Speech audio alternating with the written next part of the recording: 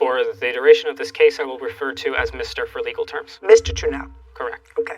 Ms. Female, you and the defendant dated for how long? 2 years. And according to what I read, during part of that period of time, you lived at your mom's house. Yes. From when to when? From January to May. Of what year? 2021.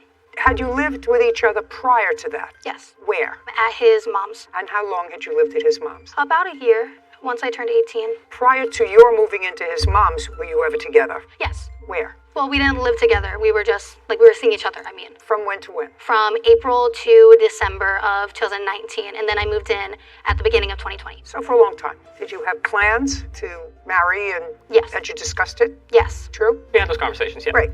This case actually has to do with funds that you put in to a car that was supposed to be used by both of you, but since you didn't have a license, the car was put in your name. And the relationship took a bad turn, and you have the car. Is that right? Yes. And you, Miss Pimel, want the money that you put into the car. Yes, we agreed that I would get my half of the money if he kept the car. Well, you didn't put in half the money. You only put in, according to you, a deposit. Yes. So you're not entitled to half the car. At most, you're entitled to your deposit back, and that's what I have to determine.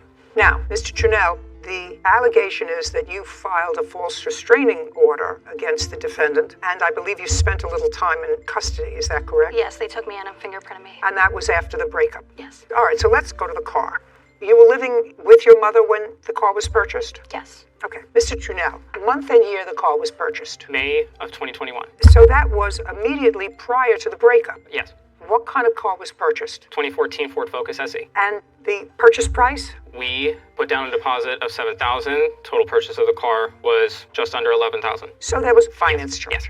on the car. Who financed the car? I did. Through what institution? My bank account. I was paying it through my debit card while I was working. I understand that, but what institution? What Bank of America. Bank of America. And what were the monthly payments? $200 around there. So if the car was purchased immediately prior to the breakup, the plaintiff really didn't get any benefit or use of the car. Very little, maybe at most 30 days. That'd be a fair statement? I'd say so. Fair statement? Yes. And how much, Miss Buhlman, did you put into the car? I put in $6,000. Is that correct? Correct. I'd like to see proof that you put in $6,000.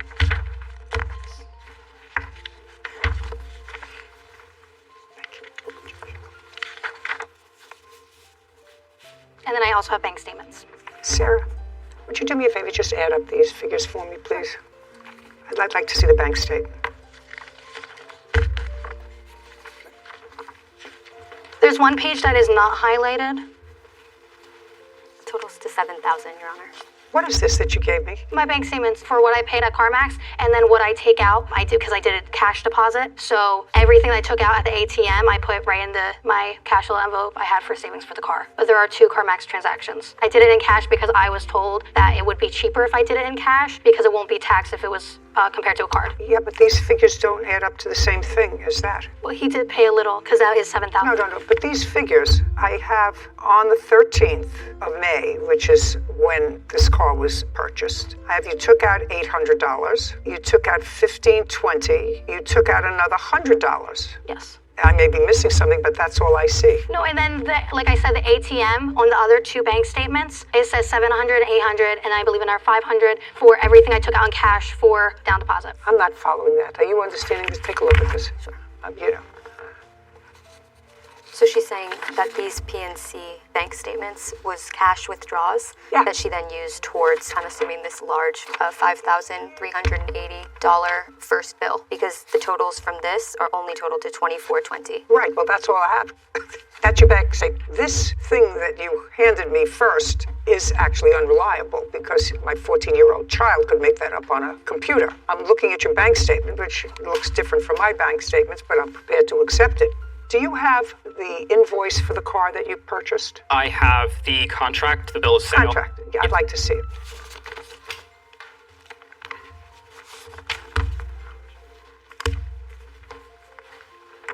And I'd like to see your bank statement, please. I don't have bank statements with me. Any reason? In my search, there were no correlations on May 13th towards the purchase. Only records that came up were towards the insurance and car payments that followed after the date. So I did not believe it was reasonable for me to submit that as evidence. In the future, you should let the fact finder determine whether it's reasonable or not, right? Yes, Your Honor. Okay. Now, when you finance the car, what this requires you to do is to maintain insurance. Yes. And it requires you to maintain insurance for both liability and collision until the remainder of the loan is paid off. Yes. Did you? Yes. Good. Now, without going into anything else, the two of you are no longer together. We may have to get into that later on the protective order, but the car was totaled. Yes. After the breakup. Yes. And the car was totaled and insured so that there was payment by the insurance company. Yes. How much? $6,000. Do you have any proof of that? No. Now, when you received the $6,000, the balance of your loan was $7,000. When was the car totaled? September 29th of 2021. So you had the car for a few months and made a few payments. Yes. Okay.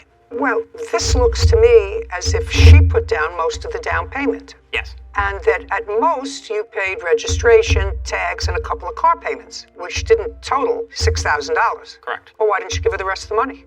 The Are you following me? I mean, that doesn't seem like rocket science. It wasn't your money. The two of you broke up. And it's clear to me that you had a minimal investment in this, dollar-wise. The reason I didn't was mainly because I was the only person that could hold on to the car and keep it legally. Because it was under my insurance, I was able to finance it from there. Okay. Well, what you should have said to me was, I got a check for $6,000, but the $6,000, didn't that have to go to Bank of America? Yes, it did. It went to Bank of America, went to my account. I used it towards paying off medical bills from the accident, and I used it towards rent for my home. Well, why didn't you use it towards paying off the car loan? The insurance company had paid off the rest of what I was owed to pay on the car to CarMax. They paid it off. Oh, so After they paid it off, plus they gave you $6,000. No, let me correct.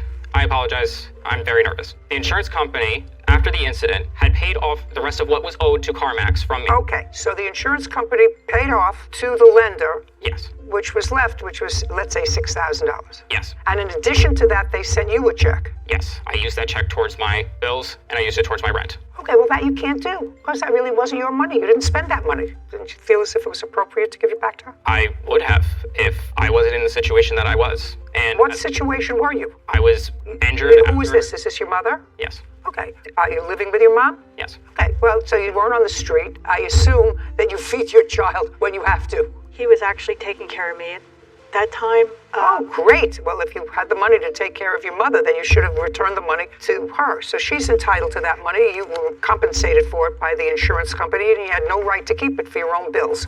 Okay. Got it? Yes. Easy. Easy peasy.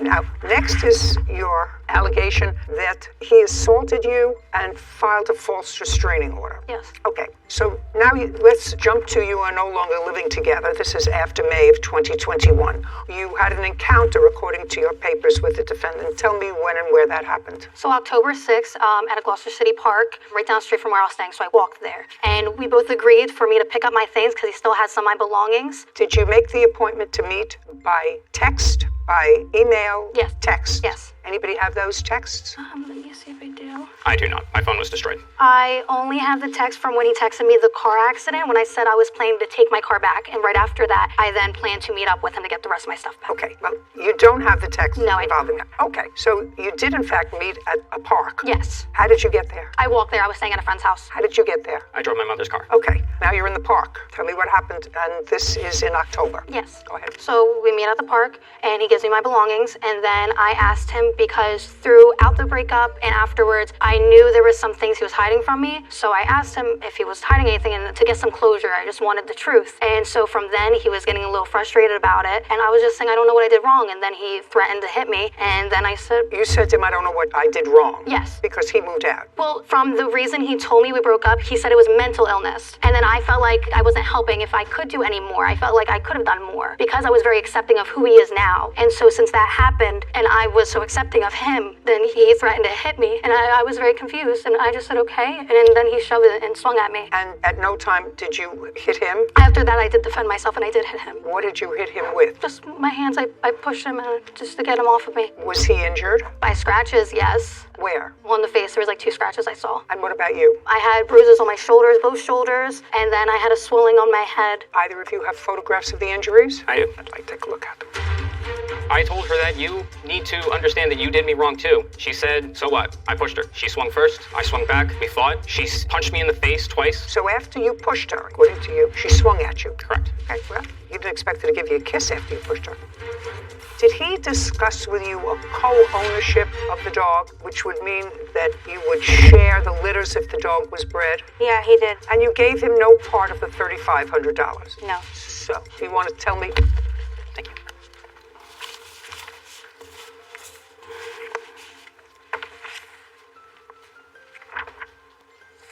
Okay. How did it end, the incident in the park? So I just pushed him on the ground and I walked away. And where did you go? I first went back to his house. I did go to his house because he still had one of my big bags. Okay, so after this incident, you pushed him down. You went back to his house with him? No, I with my friend. Well, your friend wasn't with you in the park. Yes, I walked to my friend's house. I let him know what happened, and then we drove to his house so I can get the rest of my belongings that I couldn't carry home. And what happened when you got to his house? So I told him, I said, hey, I'm sorry. I even put my hands up, and I'm like, I just want the rest of my belongings back because I didn't think I would get it back. And so then he just told me, sorry, I told you I was mentally unstable. And I'm like, I just want my stuff back. And I grabbed it and I left. So you got your things back? Yeah. And you both said, I'm sorry. Does that sound correct? No. Well, tell me your version of you had this argument in the park. We had an argument in the park. She was asking me questions about why the relationship had ended. I had explained that it was through emotional turmoil, mental illness, and that she was not being very supportive. She was very toxic, and she was very aggressive with me. And when I had told her that I was going through all of this stuff and that I felt bad for things that happened in the relationship, I told her that you need to understand that you did me wrong too. She said, so what? I pushed her. She swung first. I swung back. We fought. We broke up the fight in the beginning. I apologized. Her items were on the ground. I picked them up. I handed them to her. She punched me in the face twice. Post that, grabbed my hair, pulled it, and then we broke up the fight after. I got in my car. I went home first. She went back across the street to her friend's place. I was at the apartment. I was just talking to my landlords about some stuff that my mother and I had to take care of. I don't exactly remember. As I was coming back up from the apartment, her and her friend had walked up, threatened to charge me with assault, and demanded the $7,000 for the car then and there. I said I didn't have it. I apologized for what had happened. Didn't have you apologize for spending the money? Yeah. That's what part of the argument was about, back at your apartment. Well, there wasn't an argument on that. I apologized for it, but she still wanted the money. She demanded the money. Well, so the money was part of the argument. Yes. Did you both go to the police station? Yes. Yes. And who went first? I did. But you didn't go to the police station immediately after the incident. You went to the police station after she said she's going to charge you with assault. Yes. And do you have a copy with you of the police report that you filed? Yes, I do. Thank you.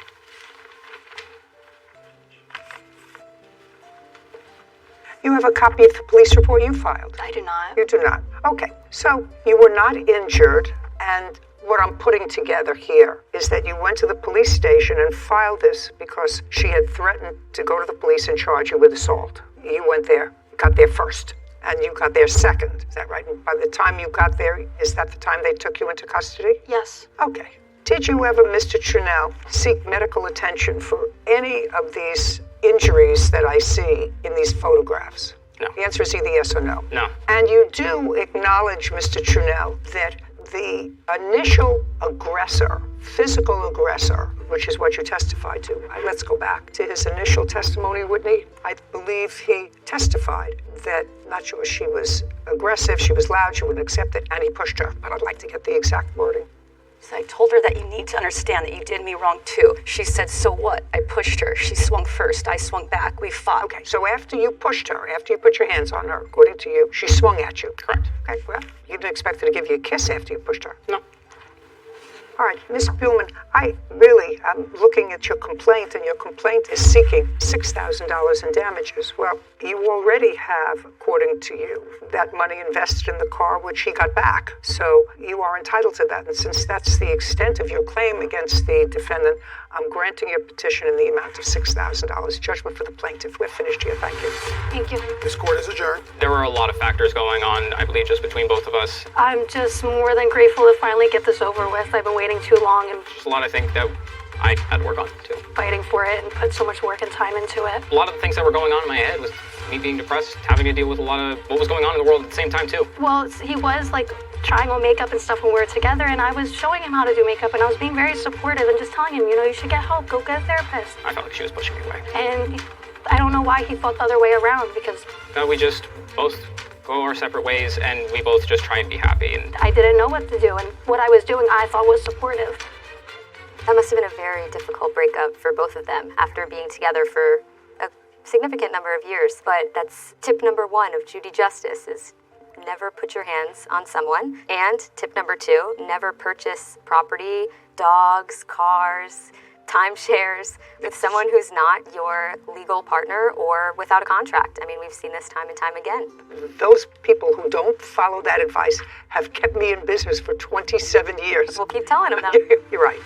Case number 2021, Parker versus Miles. All parties, please step forward. Frankie Parker is suing his tenant, Miranda Miles, for the cost of a French bulldog. Mr. Parker, this case is about a puppy that you allegedly sold to the defendant. Yes, ma'am. That you want to be paid for. She has some sort of nonsense counterclaim. Yes. Which I will get to and resolve quickly. Correct. So, Mr. Parker, you have a home that has 2 units in it? We have a triplex, so it's a house and then it's a triplex behind the house. So you live in the main house? Yes. Behind the main house, there are 3 units? Yes. When did you rent one of the 3 units to the defendant? I rented it to her around February. I think I put the ad in early February. Of what year? 2022. Is that correct, Miss Miles, that you moved into the unit in approximately February of 2022? It was March, but yeah. You put the ad in February? Yes, ma'am. Moved in March. And what was the rent that you had? $12.50. Do you have children? Yes. How many? 1. How old? 9. According to what I read, you decided to go into the dog breeding business. Yes, ma'am. You knew nothing about dog breeding. Well, I know about dogs, but I didn't know about French bulldogs. That was kind of new to me. What is your regular business, sir? Property management. Other than the property that you live in, do you have any other property that you manage? Yes, ma'am. You're really supposed to be sort of an expert before you go into the breeding business. Yeah, well, I had dog a breeding lot of business, help. that's sort of a foolhardy thing. I had a lot of help. I wasn't by myself. I had people that was already breeding. They had 20 years. Okay, so you had somebody to Yes, give ma'am. you sort of I instruction. didn't just jump into it. Okay. Yes, ma'am. And you decided to breed French bulldogs. Yes, ma'am. You purchased your first 2 French bulldogs, a male and a female, when? I purchased them around January. Of 2022. Yes, ma'am.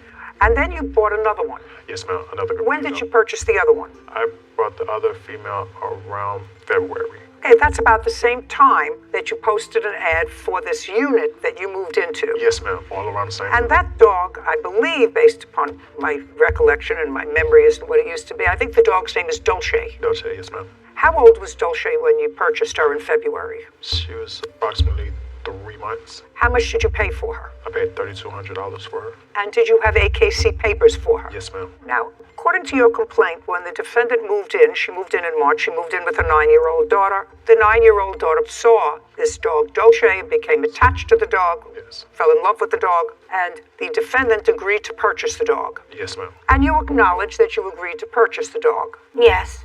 In March of 2022, how much did you agree to pay Mr. Parker for the dog? When I rented the apartment, he's told me $2,500. He told you that's not true. Now, He said $3,500. Miss, shh, $3,200 for the dog. I didn't know that. So, according to you, he agreed to sell you the dog for $2,500. Yes. And then he changed it to 35 when I moved in. Oh, so before you moved in, he said 25, but after you moved in, he said 35. Yes. Did you agree to pay him the 35? Yes. Okay, so now you have an agreed price of $3,500, which sounds more reasonable than 25 because he paid more for the dog. Yeah, that's not entirely true. I told her $5,000 at first. Okay. But we do co-ownership, which brought the price down to $3,500. Okay, right now, she agreed to pay you $3,500. Yes. She doesn't understand from co-ownership. You're talking about breeding down the road. Did you pay him any part of the $3,500? No. Okay, now let's go further. Are you still living in the unit behind him? Yes. So now that's March, April, May, June, July, August. Did you pay March's rent? Yes. April, Yes. May, Yes. June, Yes. July, Yes. and August? Not yet. Did she pay everything except August so far? Yes, but I had to take her to court to almost evict her to get the money. Okay. When did you start eviction proceedings? In what month? I started eviction proceeding in June. How much behind in rent was she? She was just that month, but she had been late 2 prior times. So, Okay. How late is late? well, I gave you a grace period up to the 4th. Sometimes it's like the 10th. Sometimes it was like the 10th. Yes. So we're not talking about months late. No, she's Okay. never, And she always paid. when you took her to court to evict her for non-payment of rent, she came up with the money. Yes. Now, we're August 5th now. Did you pay your rent? Not yet. Honestly, I'm struggling. I'm unemployed right now, and he knows my situation with my bank and my account right now, and he knows why. I have no funds at this moment. Oh, but that's his business. I get it. See, That's his business. Do you work? Not at the moment. Why? Because I got fired. Why? Because I didn't have transportation, and I've been So you didn't go. Well, if you don't go to work or if you come late, then you get fired. Right, and I also have health problems that I've been going through as well. That is also, Miss Miles, not his problem. I know. Now, I'm going to go back to something that Mr. Parker said, because I think that it's sort of important for me to be able to resolve your counterclaim, because for sure you owe him the price of the dog, which you still have, correct? Yes. Did he discuss with you a co-ownership of the dog, which would mean that you would share the litters if the dog was bred? Yeah, he did. I wasn't very clear about it, but yes, he did, and I was willing to do that, so I was able to afford the dog. That's going to help me resolve the issue. And you gave him no part of the $3,500. No. So, do you want to tell me what your defense is to this? Because your counterclaim is ridiculous. I don't even remember what it is. For harassment, slander, invasion of privacy. He comes to my house, knocks on my door randomly all the time, every day. Then He move.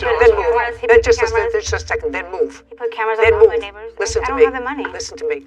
Move. I don't have the money. Well, that's again not his problem. He wants his rent on time, and he would like to be paid for his dog. Right. Okay, let's move on. Okay. To something that's viable. Okay? Let's talk about this breeding of the dog, which I think would be absolutely ridiculous. Have you taken the dog to the vet? Yes. Dog's gotten its shots? Absolutely. Okay. And other than the fact that you say you're not working, there's no reason that you're not paying him for the dog, which you originally agreed to. No. $3,500, judgment for the plaintiff. We're finished. Thank you very much. But Your Honor, she's supposed to get full breeding rights. I'm not giving her full breeding rights to anything. She can't take care of herself or her 9-year-old. She has no money. How is she going to breed a dog? We can't do the co-ownership. No, you're not doing a co-ownership, sir. She just bought the dog for $3,500. Period. That was You the keep. agreement. Just a second. You keep the papers. Do you understand? Okay. You keep the papers. She doesn't get the AKC papers. Okay. She keeps the dog, which means she's going to take care of the dog, get it spayed, do whatever she's supposed to do with the dog. Okay. You get $3,500, and don't make deals like this again. Do you understand? Yes, ma'am. Great. This court is adjourned. I wanted either to have the full dog and no co-ownership, but I guess it didn't work out for me. You know, I was trying to get the whole amount, so we won't have to do a co-ownership anymore. So you can either get the dog, the whole rights to it, or just pay me out. I think he was trying to help me pay for it. That's why he said the co-ownership, because I was unable to pay for the whole $5,500. The whole rights to it, or just pay me out, you know. I think that's what he was trying to do. But I think overall the judgment was fair. We live next door, so we have to. I hope that we can actually do this together, and We're good. Me and him are good. I hope it does run smoothly and we don't have any more, like, mishaps. The case itself was easy, Sarah. Promised you buy the dog. Your daughter is in love with the dog. And he said, well, I can't pay for it. This time, the dog is attached, and he seems like a very, very nice man. But we had 2 little Maltese dogs once. I don't know if you remember. I remember the stories. Do you remember the story? You were too young to remember the dogs. They were 2 little yappy Maltese dogs. And we thought it might be an interesting experience to breed them. Oh, yeah. 2 New York City judges. 2 New York City judges decided that it was dogs. the worst experience. First of all, I remember after, and I think we had 2 or maybe 3 in the litter, and I couldn't leave them home. So I would take them in a box in my car to the courthouse and open the drawer and keep them in the drawer so that I could feed them, because this mother that wasn't a very good mother for the dogs, and she didn't want to be bothered feeding, so I had a bottle that they had to be fed every 2 hours. Oh my goodness. They were It's a full-time job. It was a full. You get It involved was a full-time when- job. That's it. But it was our last time. You really have. Hello, Judge. Case number 2056, Garrett versus Codio scenario. Thank you. Miss Garrett, this gentleman, Michael Codia, is that Correct. Codia? Yes. You and Mr. Codia have been lifelong friends, according to what I read in the complaint. Lifelong, you're both very young. How do you know him? Well, we used to ride bikes together. His mom used to also braid my hair when I was a child every Sunday. But you and Mr. Codia were never involved in any relationship other than just friendship. No. And Mr. Codia, Miss Serrano is currently your girlfriend. Correct. Yes. She had been your girlfriend and been living with you for a while, and you have a child together. Yes, correct. Well, she's currently pregnant. But we're expecting, yeah, they're expecting. Great. You had a fight with Miss Serrano, and that was around June of this year. Yes, Your Honor. And it was a substantial enough fight that Miss Serrano left the home, and she left the home with your child. And how old is your child? As I was saying, we are expecting. So you don't have a child together? She's 6 months pregnant, currently. Okay. So you're just living together, and she left. Correct. At about the same time, Miss Garrett, your friend, needed a place to stay. I wouldn't say needed a place to stay, but What would you say? it was more like I kind of had a clue like she had a place to stay, but it was just one of those situations. No, look over here. Look over here. Okay. All right. Now, Mr. Cody, I want you to understand there are very few stories that are new under the sun. I want you to really understand that. I have children. I have grown grandchildren, boys and girls. I've seen all the movies that I want to see about romance and guys. So your girlfriend leaves you. Yeah. Yes. And would it be fair to say that you invite Miss Garrett to come and stay with you? Yes, it would be fair. Had you ever invited her to come and stay with you before? No, I have not. Not in the current apartment that I'm staying in right now, no. Had you in another apartment? No. So the answer is you had never invited your friend to come and stay with you before. No. Interesting. So on June 27th, she left. On what date did you invite Miss Garrett to come and stay in your apartment? June 16th. June 16th? Yes. So 11 days before Miss Serrano left? Miss Serrano left about a week prior to her coming. What date did you leave, Miss Serrano? Do you recall? I don't recall. I recall it was the end of, or mid-June of this year, I would say. I had personal things going on, so I really wasn't, Now, Miss Serrano, I'm going to ask you why you left. We had a falling out. Me and Michael had a falling out. Yes. What did you and Michael have a falling out about? Well, at the time, my mother was in the hospital, so that it was a disagreement surrounding having to move back home and take care of her in the household. And that was pretty much it. Well, what did he say? He said he didn't want you to, and you... Yeah, he pretty much, long story short, didn't want me to move back to my mother's house, so that caused, Okay, so he wanted you to stay? Yes, he wanted me to stay, but, He wanted you to stay. Now, did you know that the two of you were expecting at that time in June? Yes. So he knew that you were expecting a baby, that you wanted to go back to your mother's house because she was ill and you wanted to help take care of her. Is that correct? Correct, yes. And despite the fact that he said don't go, you left? Yes, ma'am. And you went home? Yes, ma'am. Okay. And it would be fair to say that he was annoyed? Yes. Oh, I'm getting this whole picture now. It's so easy. Okay. And about a week later, he invites this attractive young lady who's been a friend of his for a long time, a non-romantic friend, to move into the apartment. Yes. You know that was nasty, right? Oh, no, yes, I know. You know that was nasty. That was an agreement between them. No. But you know that was a sort of a nasty thing to do. Oh, no, I'm fully aware. Oh, okay. Yes, ma'am. I just want you to know what you're sort of dealing with. Yes, I'm fully aware. Thank you, though. Thank you. I appreciate it. Thank you. Okay, good. Okay, so, Mr. Cody, I wanted to sort of get even a little bit. You invite Miss Garrett to come and move in, no rent or anything, because you didn't have an agreement to pay rent. You weren't going to pay rent or anything, and you moved in. And you moved in on? I moved in on the 1st. On the 1st of? July. July 1st. Now, Miss Serrano, I'm going to come back to you because this is such a fascinating story. Such a fascinating story. And he deserves to get dumped on a little bit. Oh, there's more where that came from, yes. I said that's more where that came from, yes. Okay, and between the time you left and July 1st, when Miss Garrett was invited to come to stay at the house, were you in communication with Mr. Codia? Yes, I would say like every day or every other day we spoke, arguments, how it is. Yeah, well, first of all, you're pregnant and you have emotions and then you're taking care of family members and whatever, so I got it. Did he tell you that Miss Garrett was moving in? Yes. When? I would say I found out around like the 27th, 28th. Of June? Yes. Tell me how you found out that she was moving in. I believe at that point she was already moved in at that point. Okay, and what made you think that? Just based off of how the conversation went or how he told me. Tell me what he told you. What I was told was that a friend was moving in to solely cook and clean. That's what I was told. Okay, did he tell you who? Who it was. I never met her. But he told you who it was? Yes, he told me who it was. And that made you, I would probably guess, a little annoyed and unhappy. I mean, I was annoyed. I would be annoyed. I mean, I was annoyed because I had personal things going on, but in between that time before actually realizing that she was living at my apartment, I actually had a brief interaction with her. I met her at a park. I met her. So... Between the time you moved out? Yes.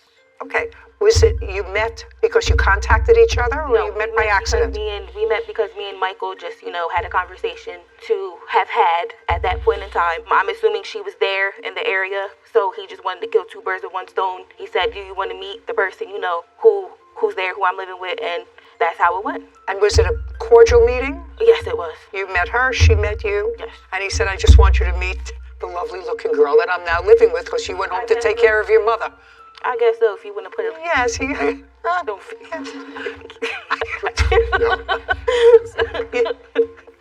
This is what your case is about. First, you claim that you loaned Mr. Codia $750 for rent. Yes. And you did that because he said once Miss Serrano moved out, she wasn't paying her rent. He was short on rent. That's what I read here. Mr. Codia has a whole different story. He said while he told you that he was a little short on rent and he was going to have to get a third job. That's not true. Just a second. You jumped in and offered to give him $750. That's what you wrote here. Is that right?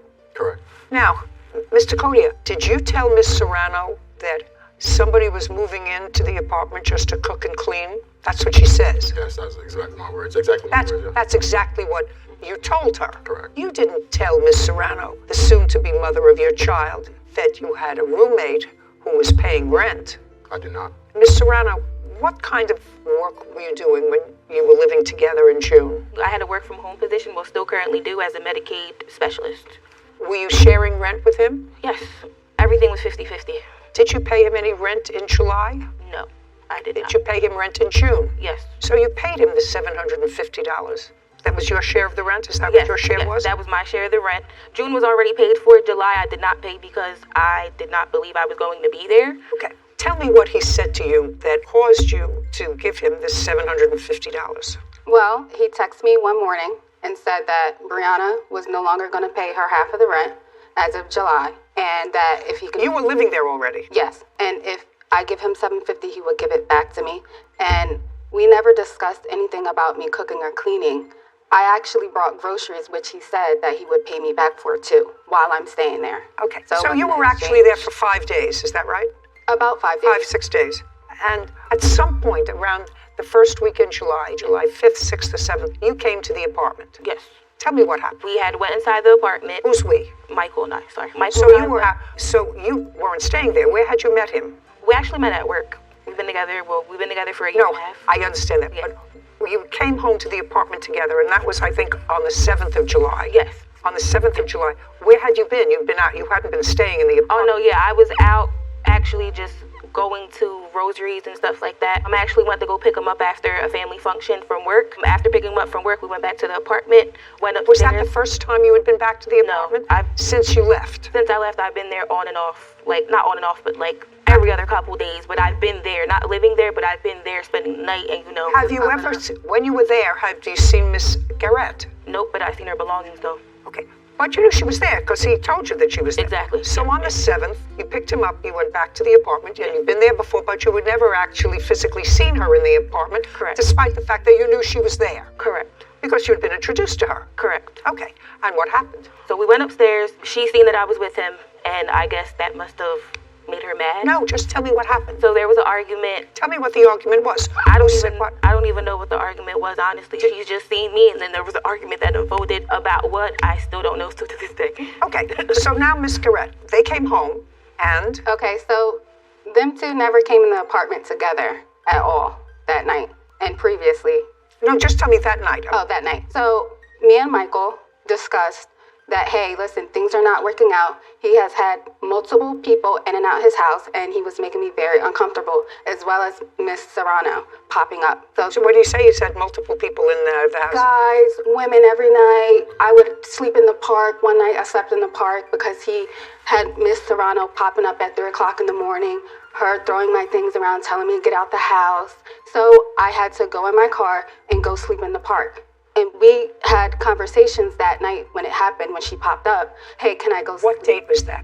It was, I want to say July the 2nd or the 3rd. Okay. Yeah. Before the 7th. Right. Okay. And that's when you went out and slept in the park? Yes. Just a second. Mr. Cody, you remember that evening? Yes, I do. Okay. And that evening on July 2nd or 3rd, Miss Serrano was around. And they don't get along. They do not. Which is exactly what you anticipated. Of course. When you invited her to stay with you. Exactly. Absolutely right. Going to have 2 women fight over the prize. The grand prize. Okay. Did you take $750 from her? No, I Did did not. Did you? I didn't ask you what loan. Yes, I didn't ask you. She has proof that she gave it to you. Yes, Okay, so let's not play. Did you take $750 from her? I did. So it goes back to her. That's $750. Now we're going to get to what she alleges is the remainder of her lawsuit, which is damages for assault. Okay. On the 7th of July, there was some sort of an altercation. You want to tell me what that was? Yes. You did something that annoyed him. You went back to take care of your sick mother, which also attests to his bad character. So that evening, I walk in the house and I'm sorry, let me back that up. I asked Michael if he's gonna have men come in the house, could he please be there while I'm there with them? Because I didn't feel comfortable. He said yes. So when I walked in that evening and saw Darius there, I texted Michael and said, Michael, we need to have another talk. Because every talk we have, I'm thinking that we're having understandings, but we're not. So, and Darius set up a whole twin-size bed up in the living room. In the living room. So I went out to my car. I said, Michael, when you get home, I'm in my car, so meet me in my car when you get off. It was around 8:30 when Michael had came, and I was sitting in my car. Me and Michael were talking, and... Was he in your car with you? No. He was outside of my driver's side. So that's when Miss Brianna came, and she started hitting him upside his head, and I tried to get out of the spot that I was in. And next thing I know, my window's down, and she comes and she's attacking me, punching me in my face. She keyed up my car. When she first came up to my window, she keyed my car. Yeah, I can show you. Okay, did you file a police report? I didn't. Why? I just didn't. I took care of my bruises and my scar. I did call 911, but then I hung up. I just didn't. And Okay. Do you have photographs of your injury? Yes. There you go. So what you're telling me is that this was a scratch across your chest. Mm-hmm. And that's a scratch that was caused by Miss Serrano. Yes. And that was in July. Yes. Miss Serrano, I'd like to hear your version of what happened on the 7th of July. Like I said before, there was just an argument that took place. I want you to start the argument from the beginning. Okay. Okay. She's outside in her car. Mm-hmm. Michael is talking to her at the car. Oh, yeah. Did you drive over there or did you walk? How did you get there? I parked my car like in front of the house because they were on a side street. So I walked. She walked there? Exactly. Parked the car. Now let me ask you a couple of questions, Miss Serrano. Did Mr. Codia ever give you an indication that Miss Garrett was no longer going to be living there? Not that I could recall, no. Well, I want you to try to recall. I was told after that whole day the day after that, the conversation was going to be for her to leave the house. Okay, and what were you coming over for? What brought you over there at 8 o'clock at night? For him. What do you mean for him? Well, he left something in my car. He left a charger or something. It was something he left in my car that I was returning back to. Did you tell him you were coming over? Nope, I just popped up. The answer is no. No. You were curious. Yes, I was. Of course I was. There you are. You see what's happening to him? This fly is getting vengeance on him. Not getting on me. What the hell's going on? Oh, you got a swapper too, wow. I'm waiting for it to come over here. Did you seek medical treatment? I did not. Mr. Cody, I'm going to wrap up this case because I really understand it. I believe I understand it. What I don't understand is why, and this doesn't require an answer, it's sort of a rhetorical question, why you would want to take someone who had been a lifelong friend and someone with whom you were having a child and put either one or both of them in a situation so they don't know each other really, so they don't know whether to like each other or not to like each other. I mean, I assume that at this point you would, at least Miss Serrano was planning a long-term relationship with you, and she's having a child, and I assume she thinks you're going to be there to be supportive of the child. Maybe. You have other children? Yes, I do. How many children do you have? I have another son. Okay, how old? 5 years old, 5. And he lives with his mother? Yes, he does. So you see. Yes. There you go. This one's a pesky one. I'm usually good at it. I missed it before. I don't know why you would put them in a situation where they would dislike each other all to satisfy your ego. Wow. That's exactly what you did. You put them in a position where two apparently nice ladies, both of whom care about you in different ways, you put them, well, do you care about him? Yes. You think she cares about him? I've never, the entire time I was with They her. just know each other for a long time. So, way before me, so I guess if you would have put it like that. And they also went to Just a senior second. prom together. Just a second. Wow, like I didn't ask you. I'm sorry, Your Honor. I didn't ask you anything. This is not a shout out. What I'm telling you is, it goes to his character. He knows her for a long time. They never had a romantic relationship. With you, he's had a romantic relationship. You did something that annoyed him. You went back to take care of your sick mother, which also attests to his bad character. And then what he does is, he invites a woman to come into the house, lets you know about it, because he knows that it's going to irritate you. That's exactly what happened. He acknowledges that. That doesn't make him a good guy. So I want you to think about that. But I absolutely believe that you caused a scratch on her, which you can't do. Anyway, Mr. Cody, you owe her $750. And Ms. Serrano, you can't put your hands on anybody, no matter how angry you are at them. And I'm awarding her $1,000 for you putting your hands on her. Judgment for the plaintiff. We're done. Thank you very much. This court is adjourned. I was very satisfied. I mean, I knew it would cause havoc, but Different women every night, I try to keep it in secret. and that's why we stopped being friends before, but I definitely learned my lesson. I feel like it's unfortunate. I feel like Seat, please. Case number 27, Irwin versus Irwin. Thank you. You're welcome. Miss Irwin, this is your dad, Yes, he is. and you're 19? Yes, I am. According to what I read in your complaint, your parents divorced when you were 10, Yes. and your father was your primary custodian. You lived with him. Yes, I did. Did you graduate from high school? Yes, I did. When you were 10, 11, 12, 13, 14, 15, and 16, did you live with your father? At the age of 15, I moved out because... Okay, so at age 15 you moved out. Yes. Because here you said, when I was 18, my father kicked me out of the house for no good reason. Yes. Guess what? Well, you've just told me that you left the house when you were 15. Yes, and I lived with my mother for 2 years, and... Okay, so from age 15 to 17, you lived with your mother. Yes. Is that because you were having difficulty with your father? Yes. Okay, and then you went to live with your mother. Yes. But that didn't last. No. So now, at 17, you go back to your father. Yes. And you stayed with him until you were 18. Yes, correct. So far, I have the fact that your family is a little dysfunctional, but that you had certain problems. So I moved out when I was 18. Just a second.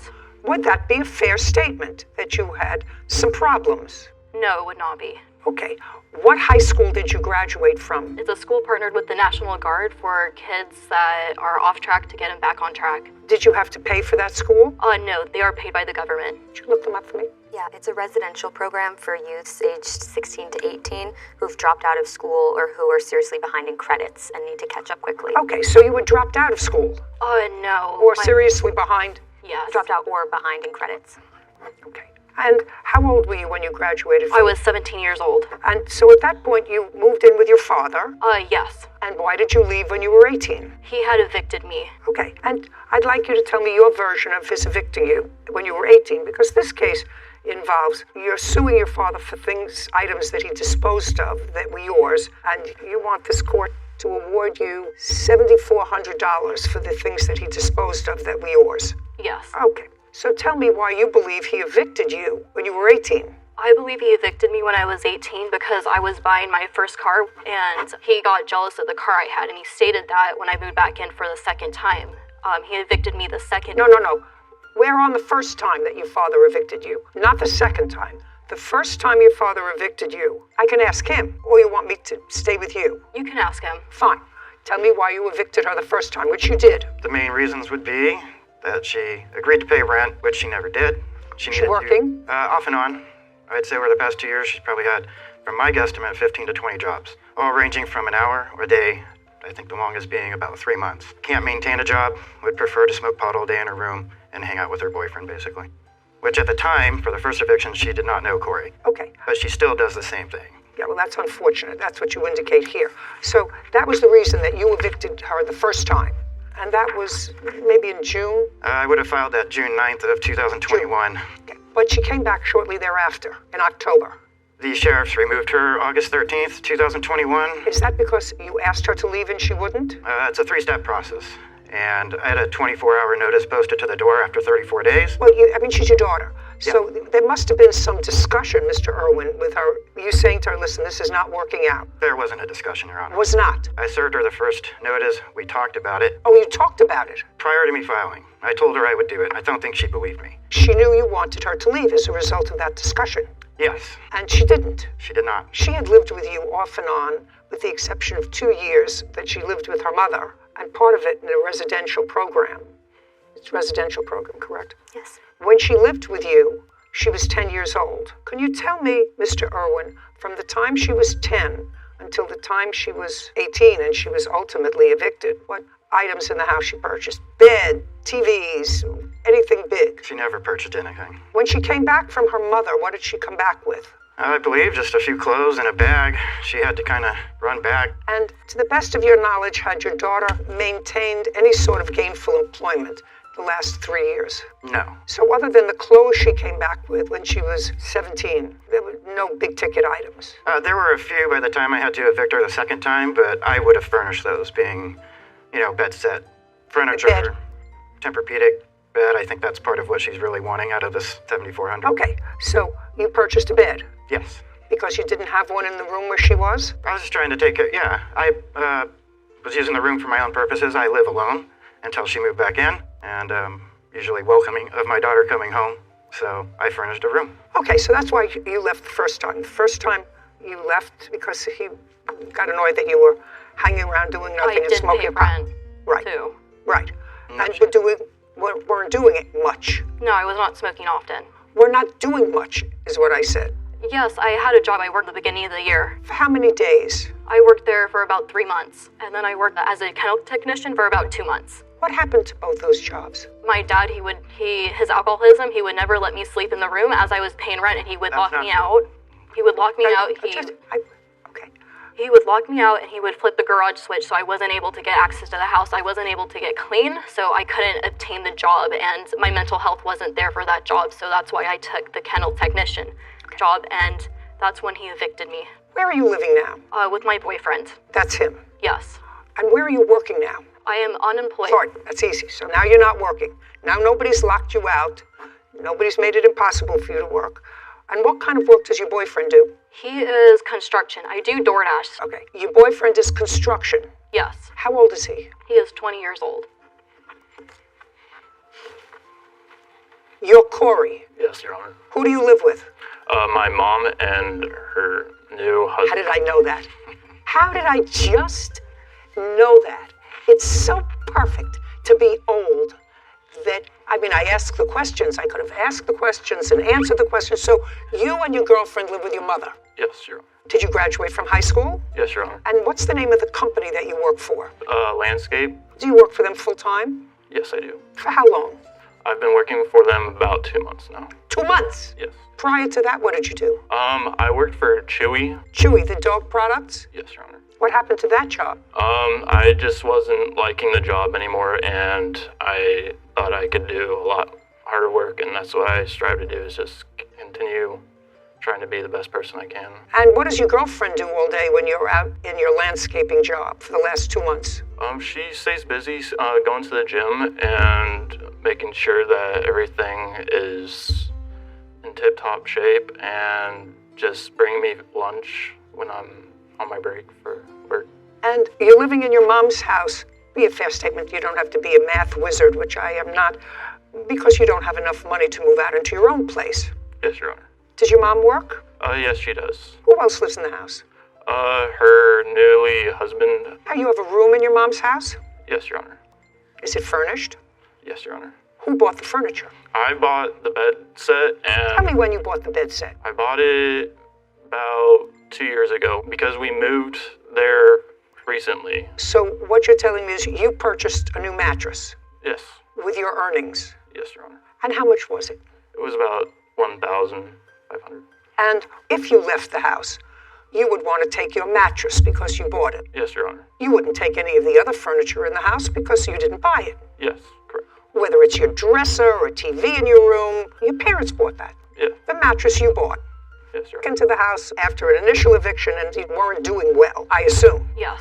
And then you came back a couple of months later and asked your father if you could move back in? Yes. And he said okay?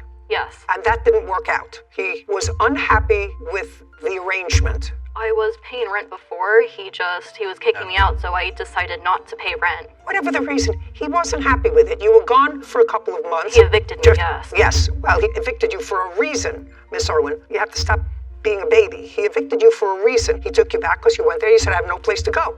I assume, without going into specifics, because you look a little frightened, and I don't have to get that crazy with you because it sounds like a very sad situation. He said, it's not working out again.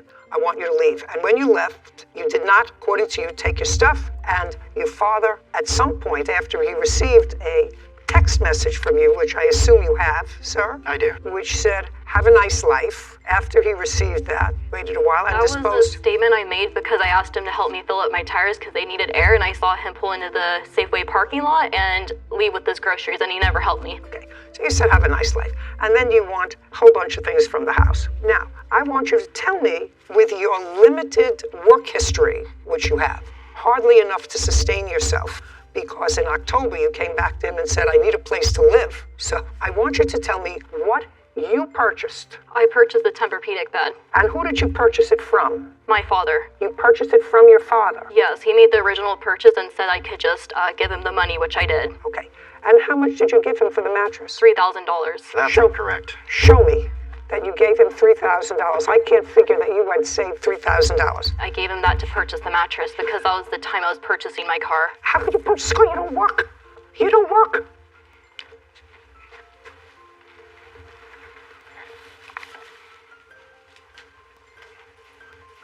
The first this one doesn't tell me anything. Transaction this doesn't tell me anything. You want to tell me that tells me nothing. You want to give that to her. I would have to find credible, Miss Irwin, that you had managed to save from your job that you had for 3 months while you claim you were paying your father rent, $3,000. It was the leftover money from me purchasing my car. Oh, I don't believe that. For 1 second. Okay, you want to tell me about the mattress, sir? Okay, simply put, I got one for myself when she wasn't living with me, and the mattress I furnished her with is a Ford model. He gave me a good deal on it. I think it retails about $3,500. I got it for $2,300. My daughter and I did have an agreement that she could purchase the mattress for $1,800. However, as you may have figured out, that did not occur. And this was after she moved back in October, or when she was... Yep, yes it was. After she moved back in October? Yes, Your Honor. Okay, the mattress is staying where it is. Okay, now let's go to dresser, nightstand, and TV. So you acknowledge that none of those things you purchased, bed, dresser, nightstand, and TV? No, I did not purchase them. Okay, now that's your father's. He threw out my clothes, shoes, and jewelry. Now, you were evicted. Yes. Was it an actual eviction? Did marshals come to the house? No. I got served the eviction notice on June 30th. He illegally locked me out. No. Just June 30th. Yes. So, on June 30th, you were given an eviction notice that said that you had to be out on what date? In 30 days. Okay. So far, is that correct, Mr. Irwin? That's fairly correct. I do have the 30-day no-cause notice to quit that she was served. Okay, and on what date did you leave? On July 1st, because he had thrown a can. Just a second. Boyfriend. You left on July 1st? Yes. Tell me how you left. I packed a small bag, and I had left. You packed a small bag that contained what? A few of my clothes and whatever I could grab for a few nights. And where did you go? To my boyfriend's house. So you went to Corey's house? Yes. Do you have a laptop? I do not. Do you have a phone? Yes, I do. Did you take the phone? Yes, I did. You took some clothes with you, and you knew that you had an eviction notice, correct? Yes. Tell me what jewelry you allege your father threw out. He threw out my necklace my boyfriend had bought me. Okay. Threw out... Which boyfriend? This boyfriend, Corey. Tell me about the necklace. He had purchased it for my birthday. Okay. Stand up, Corey. Tell me about the necklace you purchased. I had purchased it from K Jewelers. I had purchased it for about $250. Okay. When? On her birthday, just a little before. When's her birthday? February 20th. Did she wear the necklace? Yes. Every day? No, just on occasions, whenever we'd go out and do stuff and all that. When she came to your house with her bag, did you ever see the necklace again? No, I did not, Your Honor. Do you know where this necklace is? I do not. Did you throw away a necklace? I guess anything's possible because when she left and sent me the have a nice rest of your life text, it looked like a hoarder's room, so I guess anything could have been in there. Who cleaned it up? I did. Didn't see a necklace? Didn't see a necklace. Okay. Were you looking for anything of value? I wasn't looking for anything. To me, it looked like old clothes that probably hadn't been worn in years. Okay. I just wanted to clear Okay, out the room. fine. Have a seat. Other than that necklace, what other jewelry did you have? I had some rings I purchased from Ojai, California on a trip I previously took for my dad. Okay. What else? You took a bag of clothes. What specific? Because you had jewelry, shoes. I assume you took some shoes with you because you were going to be there? Not. Well, you were wearing a pair of shoes. Yes, I was. I was wearing my old shoes. Okay. When you got rid of all of the stuff, Mr. Irwin, you didn't go through any of it? No, I did not. Did you give her any notice that she had 10 days to... How many grandkids do you have? Well, from Neil to I have 6. Did you and Miss Irwin get along? Oh, yes. She came to... We lived in Idaho at the time. I had an equestrian center. So every summer she would be there all summer long. We taught her to ride. She had the best horses. She jumped. She was a fantastic rider. But as the years went on, it was just getting more difficult. When she turned 14, her behavior changed drastically. Can you describe... I know that you moved back to where your son lived. And according to the answer, he gave you a key to the house. He was in Las Vegas on a trip. That's correct. Could you describe when you went into the house what Miss Irwin's room looked like? Every time I would go over there, the house would be worse every single day. And there was a very strong, pungent smell, so I thought the dogs were going to the bathroom. Her room was a total disaster. There's clothes literally strewn, I don't know how tall, but 12 inches maybe. Nothing was ever picked up. And one day, before Neil came back, I said, this place is really smelling bad. And later I learned that they were smoking marijuana. They would be in the bedroom and giggling and in the bathroom together. And when I would come, she'd only be there for maybe 20 minutes and they both would leave. There was no respect, I have to say. I've seen her in action and she can be very nice and very polite, but there's a whole nother side that is actually very scary, to the point when she was years ago, 14, my husband and I were locking our bedroom door because we were afraid of her when she stayed. Okay, thank you. Isabel, is that what they call you, or they have a yes. Isabel. Word of advice, caution, you're 19? Yes. You look older. That's not a compliment. You seem like an intelligent young woman.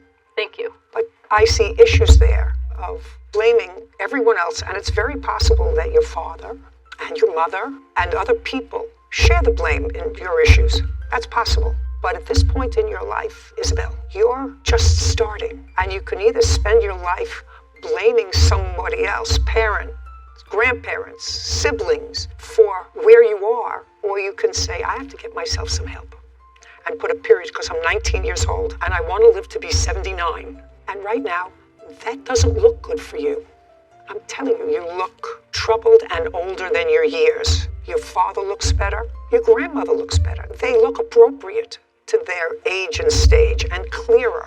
So I think that you should get some help. I also think, Mr. Irwin, there were things in her room, and believe me, I have seen rooms like that. You know, I have been involved with lots of kids and grandchildren. Most of them grow up, and once they get a place of their own, they walk around with a bottle of Windex and Bounty and clean up after everybody's fingerprints. But if they're living in their parents' house or their grandparents' house, they live like slobs. Sometimes that never changes. But, you know, there's messy, and then there is dysfunctional. And what you are describing is dysfunctional. And I think if your daughter was honest, she would look and she would say, that's dysfunctional. You were in the room, Corey? Yes, Your Honor. Stand up. Would you describe your girlfriend's room in her father's house as evidence of being dysfunctional? Not an Right here, Corey. Okay. Does her room look like your room? No, it does not, Your Honor. Okay. Would your mother permit your room to look like her room? It's not an answer, Corey. Would your mother permit your room that you're sharing to look like the room that was in his house where your girlfriend lived and you stayed occasionally? No, Your Honor. No. Okay, sit down. You should have looked for the necklace. He gave me an honest answer to everything that I asked him. So the necklaces was probably mixed in with the load of garbage that was there. To say the least. That was accumulated. It was like a hoarder. So I'm Your awarding Honor, you. I have a video to of your the boyfriend, room. $250 to go and buy her a new necklace. Thank you very much. This case is over. Thank you. This court is adjourned. I agree with the judge's decision 100%. I think it was very fair. I think it wasn't fair. She has so much more potential than what she's doing right now. I was just trying to get my belongings, and he literally just never wanted me to do it. She's a great kid, and in all reality, she's just making some wrong decisions right now. I made any really bad decisions. It's all been influenced by my father. You know, the apple doesn't fall far from the tree. I hope she grows up, and I love her. I know I need to grow up, but he evicted me, gave me 2 days, and I didn't want to make my dad mad. I hope you weren't talking about me when you were thinking of your grandchildren keeping messy rooms. I try and be neat and nice and organized. Well, I wasn't thinking about you today as a law school graduate, but I do remember when you were in college and you were staying with us rather than in the dorm, keeping your door closed because it looked like somebody hit your room with a mixmaster. Maybe just a few too many open suitcases, I guess. Yeah, open, unpacked suitcases. But got older and more respectful, and then you had your own apartment, and I remember visiting your apartment, and I said, who is it that lives here? I couldn't figure out who lived here. It's not the same person who lived with me. It's a maturity thing, and I think I was shocked to see that she was only 19 years old, in line with what you said to her, that she looks older beyond her years, and some difficulty can do that to you, but you have to take accountability. With Mr. Joyner. Who is that?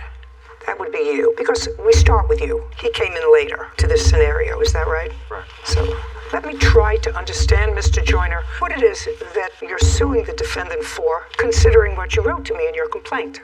You were looking for a job. Whatever business you had went south, and you didn't have any money. That's not true. Well, let's see. It was said like that, but we did not lose a... After losing my jewelry business. Yes, ma'am. That's not right. Well, that's what you signed in your complaint. Yes. So I can only go by what you signed in your deposition. That you lost your jewelry business, that's what it says. Anyway, you were looking for a job. The defendant has a theater, among other businesses. Yes, ma'am. And you sought out the defendant, Mr. Joyner? Yes, ma'am.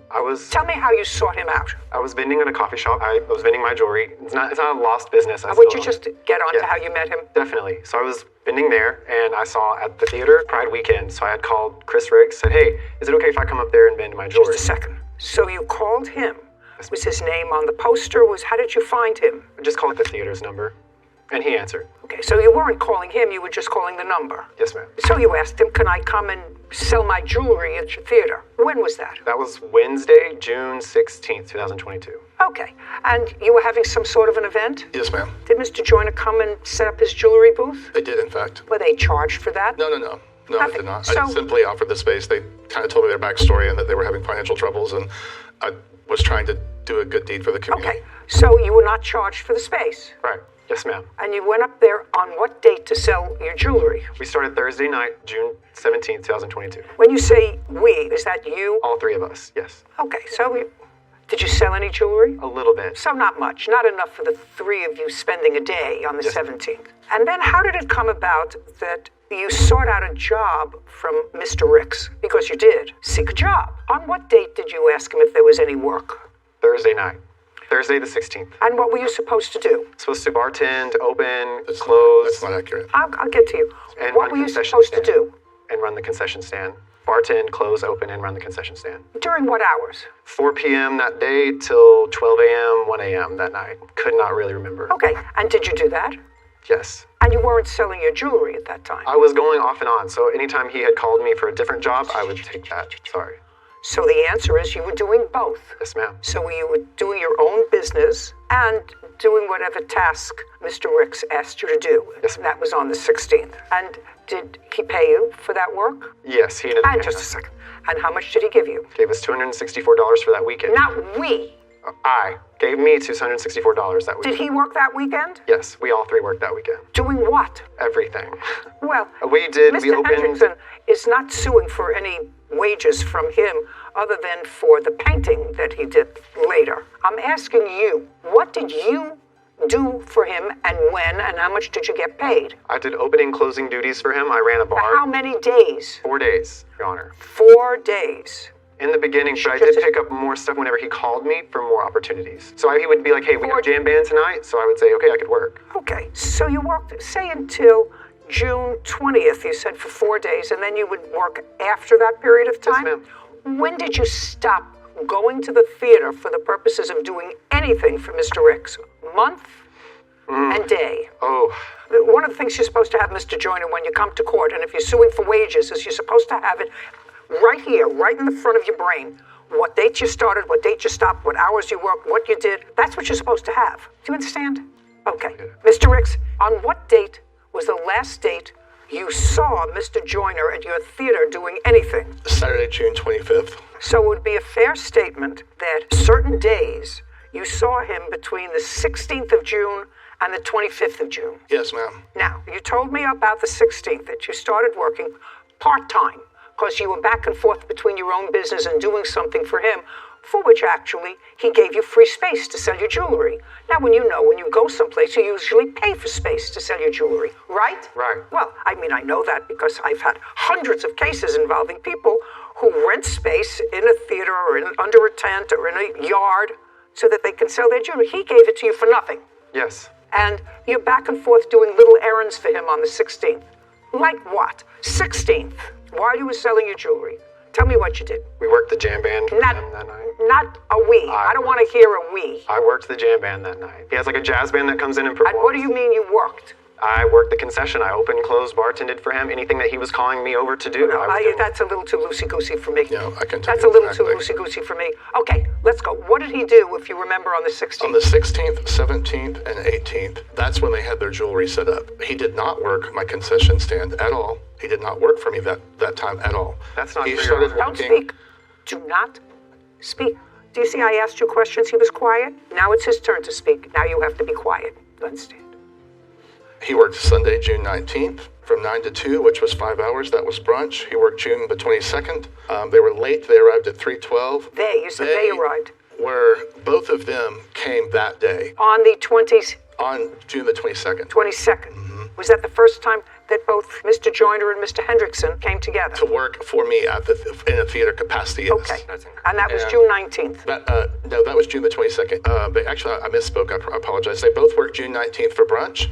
They both worked June the 22nd. On June the 24th, he had a text meltdown, and then he came to work and worked 5 to 9. I have their hours exactly. 5 to 9, and that's just Mr. Joyner or both of them? They both came on June the 25th, Your Honor. And worked from when to when? On the 25th, which is Saturday, he worked from 5:20 to 10:30. He passed on the concession opportunity where he could have made more money. No, but he worked doing what? He trailed me. I was trying to teach him managerial type cash in, cash out, etc., and the business situation of the theater, because that's what he proposed to me that he was educated to do. And so you mean managing a theater? Yeah, just kind of helped me with open close duties, overseeing that tasks are done by the other employees, etc. Okay, so it sounds as if he and Mr. Hendrickson worked for a limited number of days. Correct. How many days in total? In the total project, which is painting.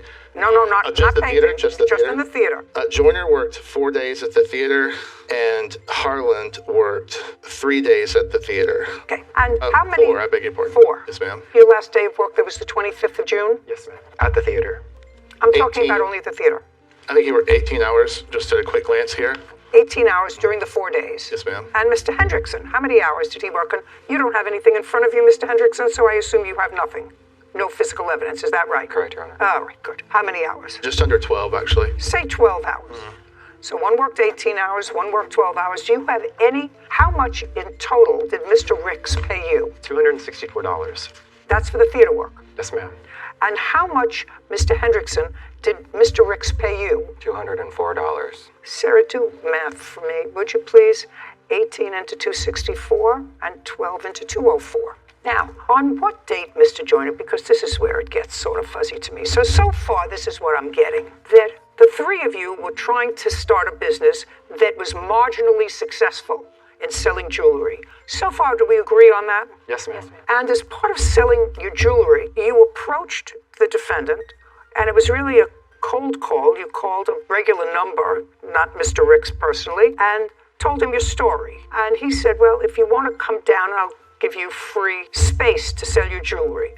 And that was within his theater area. Yes, ma'am. So you would say that was very nice of him. And you worked for him, and he showed you the place, he showed you the books, he showed you started to do other things. Now, at some point, this is where I go a little fuzzy with you, Mr. Joyner, and maybe you can help me understand you. So you have someone who's been nothing but nice to you so far. On what date did you file a complaint with Alcohol and Beverage Control? That was July 5th, 2022. So let me figure this out. So you worked for him at the theater until June 25th. On July 5th, is that what you told me? Well, after the 25th of June. So we had kind of like a weird period where we were trying to figure out if we still wanted to finish the apartments for him. And No apartments. We haven't gotten to the apartments yet. I'm going to get to the apartments because he asked you to paint apartments. You went over there, and that's another part of your lawsuit. Just a second. Sarah Rose, Yeah. how much did Mr. Joyner make per hour? $14.60. Minimum wage. And Mr. It's Hendrickson 11 in Arkansas. What? would be $17 an hour. And he made $17 an hour. Correct. For 12 hours at $200. But there was no Those actual hours are not correct. there was no actual documentation. Like we did not have a clock in, clock out. But the 18 hours is not correct, though. We have Just no a second. data. Just a second. You have no data. Right. He does. But there's no it's not actual fact. It's not fact. I don't know whether it's factual. How do I know? You're supposed to keep track. Yes, ma'am. You're supposed to keep track. We're not the business owners. Just a second. You want the money. Right now, he's paid you more than the minimum wage for being around. I mean, the theater ran for how many years before? They worked for you for 6 days? It's been about a year and a half. I bought it during COVID. Okay, and this was your first time working in a theater? Yes, ma'am. Yeah, so you had no fund of information. He wasn't paying you for expertise. He was paying you for those few days, and you were following him around, opening, closing a stand, whatever you were doing, and you were paid more than the minimum wage, which is, I assume, more than you made selling your jewelry for the 3 days you were there. Yes, ma'am. Right. Right. Okay. I'm still going to wait for this answer, because at some point after you stopped working for him at the theater, and after you had mulled over some information that you thought you had acquired while you were working for him, I want you to do a step-by-step why you contacted the authorities. Because he does have an alcohol license, right? I assume if you have an alcohol, if you contact, don't look at each other. Just look at me. I'm actually the nastiest one here. Agree. Well, so alcohol beverage control. So what information, sir, did you give alcohol beverage control that caused the investigation? Your Honor, he was not the one that called them. I Yeah, was. just- We both called. So what happened during the time that we were working those 4 days, he would serve other people alcohol. He would get on our asses about IDing people, how to sign the papers for ABC, everything. And I made sure to take a picture of the number. I didn't take a picture of the whole document itself. What are you talking about? What document? The ABC paper. Whenever we had to sign the paper saying that if we didn't ID someone and the ABC came in and found out about it, we would be fined and we would be held responsible, not Chris. We had to sign those papers. Okay, That stuff. so you signed the but papers. during that, after we signed that, we noticed Chris was still giving out free alcohol to people, pouring it, wasn't even checking people's IDs. So I called the ABC and I said, I think there's suspicion that he's giving minors alcohol. Because there were people there that were 19 years old that were coming up to us saying, oh, yeah, we're 19, but we're cool with Chris, and stuff like that, in ways. Like they had a way with Chris or whatever, friends with Chris. We just started working there. We don't know the regulars. We don't know what the life is like. I'm just trying to think of why you would do that for somebody who was, forget whether I believe you or not, forget the loosey-goosey of what you just told me. Maybe he said, We actually have a recording that he admitted to giving one of our 19-year-old employees alcohol. Because he said... And? Just tell me, and? I want to know why you called them on July 5th. You were no longer there. Did that have to do with the painting? Was that before or after you started painting? That was after we started painting. Of course it was after you started painting. Now, so let's go to the second part of your lawsuit. Second part of your lawsuit involves the work that you both did for him. You have an apartment complex, Mr. Ricks. Correct. And that apartment complex contains how many apartments? 20. I bought it as a rehab. And they- It was completely vacant. And At the time that you asked them if they wanted to paint it, it was vacant, all 20 units? correct. Tell me, how did you approach Mr. Ricks, or he you, about this house painting job? We were trying to get away from all the stuff that we were seeing and hearing at the theater. So we asked if he had other jobs for us, and he said he had apartments that needed to be painted last week, and that if we could get in there and finish them, great. Okay, now I'm going to come back to what you just told me. You just told me that you saw things at the theater, that he served somebody that you know who was 19 alcohol, and that was very distressing to you. So distressing that you said to him, to your work? Yes. And did he say, I have an apartment complex that needs painting? Yes. And did you agree on a price? Yes, ma'am. And what was the name of the last person that you did painting for? House painting? I did it for my parents when we built our house, but that's... Very nice. I also painted a room once in my dining room when I was 24 years old. I actually thought I did a pretty good job. I would not hire myself out as a house painter, but because I painted my parents' living room when I was 12. So the answer is you had The reason why he was asking us to paint because he couldn't find someone else to paint for him because he wasn't paying people. I didn't ask no. Just a second. Sir. I was not asked to paint. Sir. No. Mr. Jordan, you know what your problem is? Your problem is you were dissatisfied with what you saw at his theater. And then you went, and now I'm speaking. You were dissatisfied with what you saw at his theater. While you were there, working at the theater, you did nothing about it. Zero. Even if it was true, you did nothing about it. We didn't want to lose our jobs at the time, Your Honor. You didn't have jobs at the time. You stopped working for him on the 25th of June. You didn't call alcohol until July 5th, you said, so you were no longer working for him in the theater. So it didn't start to bother you, really. June 22nd, June 23rd, June 24th, June 25th, the 26th, the 27th, the 28th, the 29th, the 30th, all the way up until July 5th. The ABC report was not just filed by me, and it wasn't just on July 5th. There was also another instance where it was filed earlier, but that was with them, and there's no evidence about that. Just a second. You filed July 5th. Yes, ma'am. Now you're going to tell me what happened with the painting, because you finished the painting kerfuffle happened in July, is that right? Right. And it was after the painting kerfuffle that you called alcohol beverage. After the painting kerfuffle. Well, it was during, kind of, almost. You're getting the feeling that it wasn't just me that filed the report with the ABC. Well, just a second. You mean one of these other people who was also jobless? Filed. I don't care. So we shouldn't have reported it at all. I'm trying to get to your motive, sir. If it was so abhorrent, don't try to speak over me. Don't try to speak over me. That doesn't work. So far, you're not owed a thing for the theater. Now we're getting to the painting. I'm just trying to see what motivates somebody. And I'm not excusing the fact that if Mr. Ricks serves alcohol to minors, that's not a good thing to do. He can get into real difficulty. They conducted an investigation as a result of the calls. All I have to ask you is this. Do you still have your liquor license? Absolutely. Okay. Was it ever revoked? No. I have multiple in the state of Arkansas. So you're not owed any money for the theater. Now we're going to get to the paint. When did you start painting in the complex? Date? June 27th, 2022. 6/27. Did you paint there 6/28?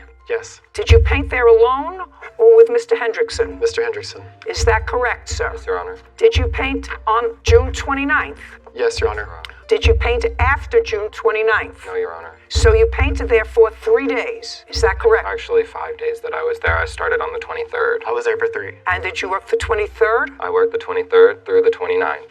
Just 23rd, 24th, 25th, 26th, 27th, 28th. So you worked weekends? Yes.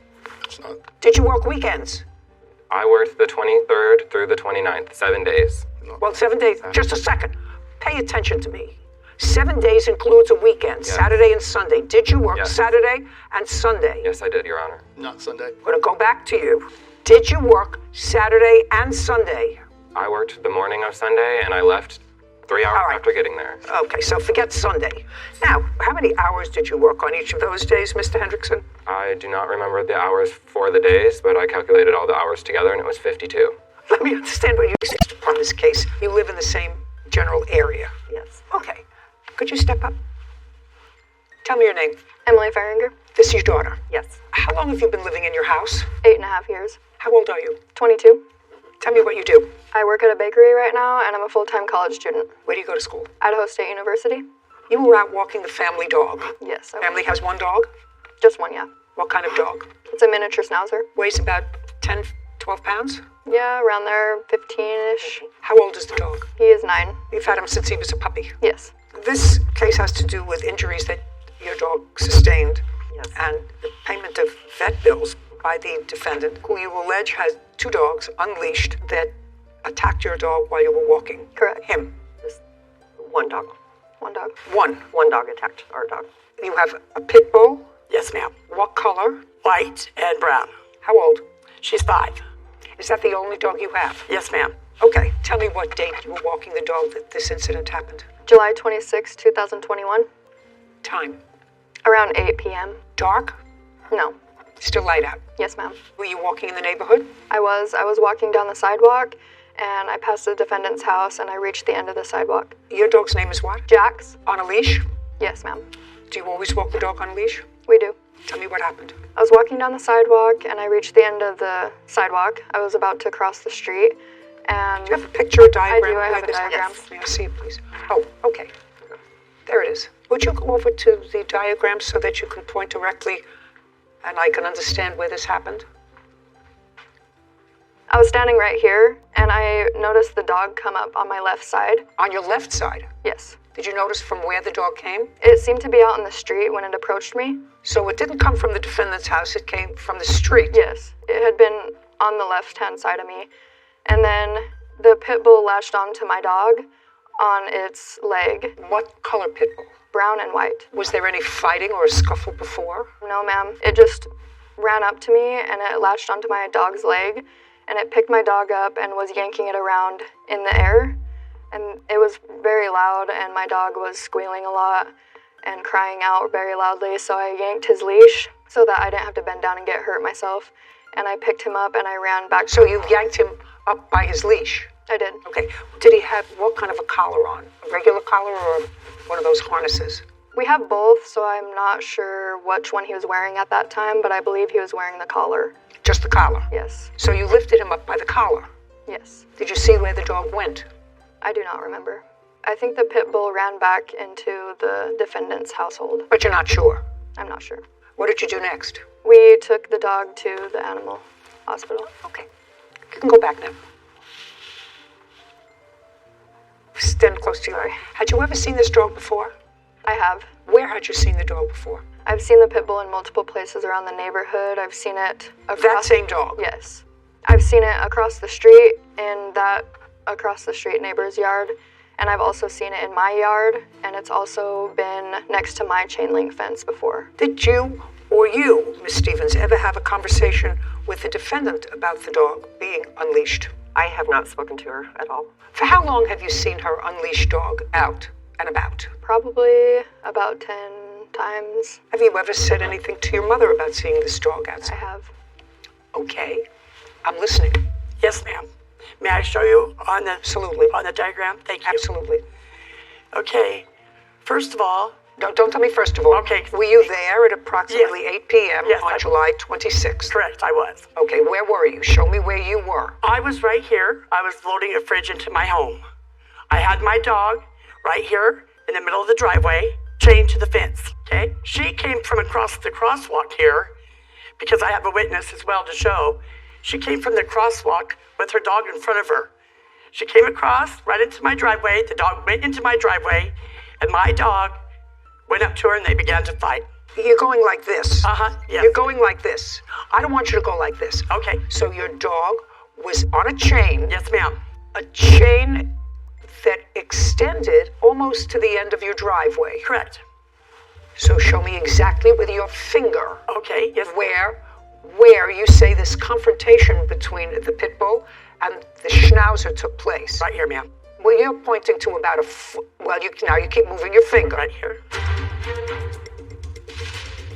You know that I don't believe that your dog hasn't been out and about in the neighborhood. Only seconds ago. Okay, now my dog was right here, ma'am. Yeah. The fight occurred right here. Well, now your finger is at a different place, madam. Well, I'm just letting you know your finger moves up the driveway. Right, I'd say right here. Okay. Yes, ma'am. You know that I don't believe that. I know you don't believe that. You know that I don't believe that your dog hasn't been out and about in the neighborhood. Do you know that I don't believe that? I don't think she's lying to me that your dog's been out and about in the neighborhood. Unleashed. No, ma'am. I don't let my dog off a leash. We do have pictures of the dog as well, if you'd like to see those. Oh, do you? Yes. You mean out and about? Yes. Oh, I'd like to see that. And this is after. Shh. Sorry. I don't care before or after. She just said I don't let my dog go out without a leash. Well, this is the injury.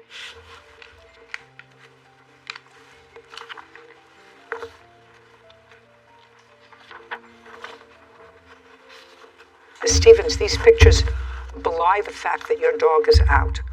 Leashed only. Do you want to see the photograph? Yes, ma'am, please.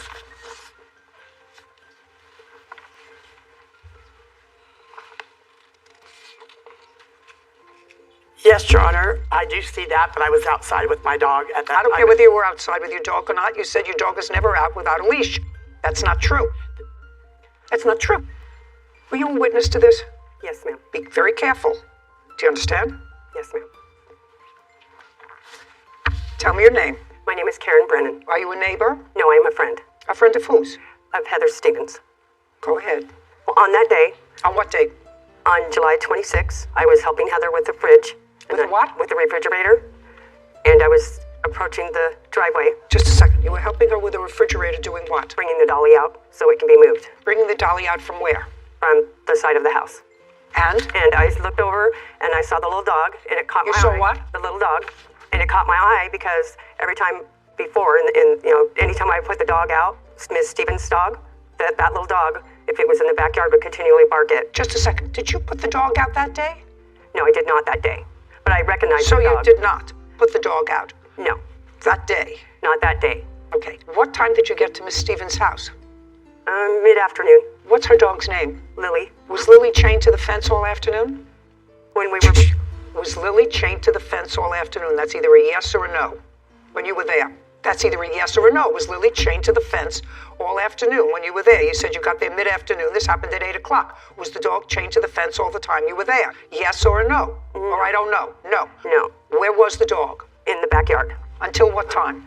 Until around 7-ish or so. I don't know the exact time, but it was mid-evening. Okay. And what happened at that time when the dog was moved from the backyard, outside of the backyard? Who moved the dog? We went to go get the refrigerator? No. Who moved the dog? Heather did.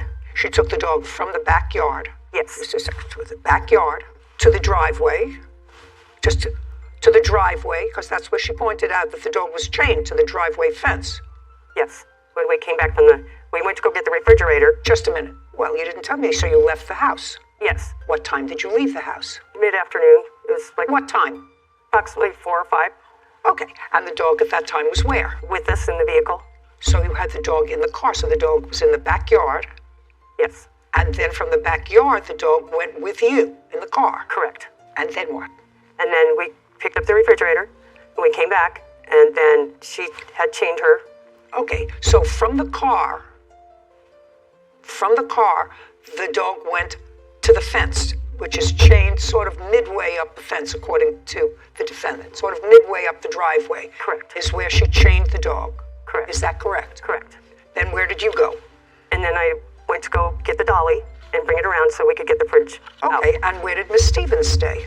She was in the driveway. And it was when you were coming out of the backyard that you saw Miss Stevens in the driveway? Yes. And saw the little dog? Yes. She was in the driveway. Was she next to the dog? Go over there and point out where she was. Was you in the driveway? She was... Miss Stevens? That Miss Stevens, yes. Your friend? Yes. Was right in the middle of the driveway, near where the dog was chained? Yes. And show me where the defendant's house is, because you had been in the house earlier that day. Point on that diagram where the house is. Right here. Where it says defendant. Yes. That's the whole house. And where's the front door? Right here. Up there. And where's the porch on the front door?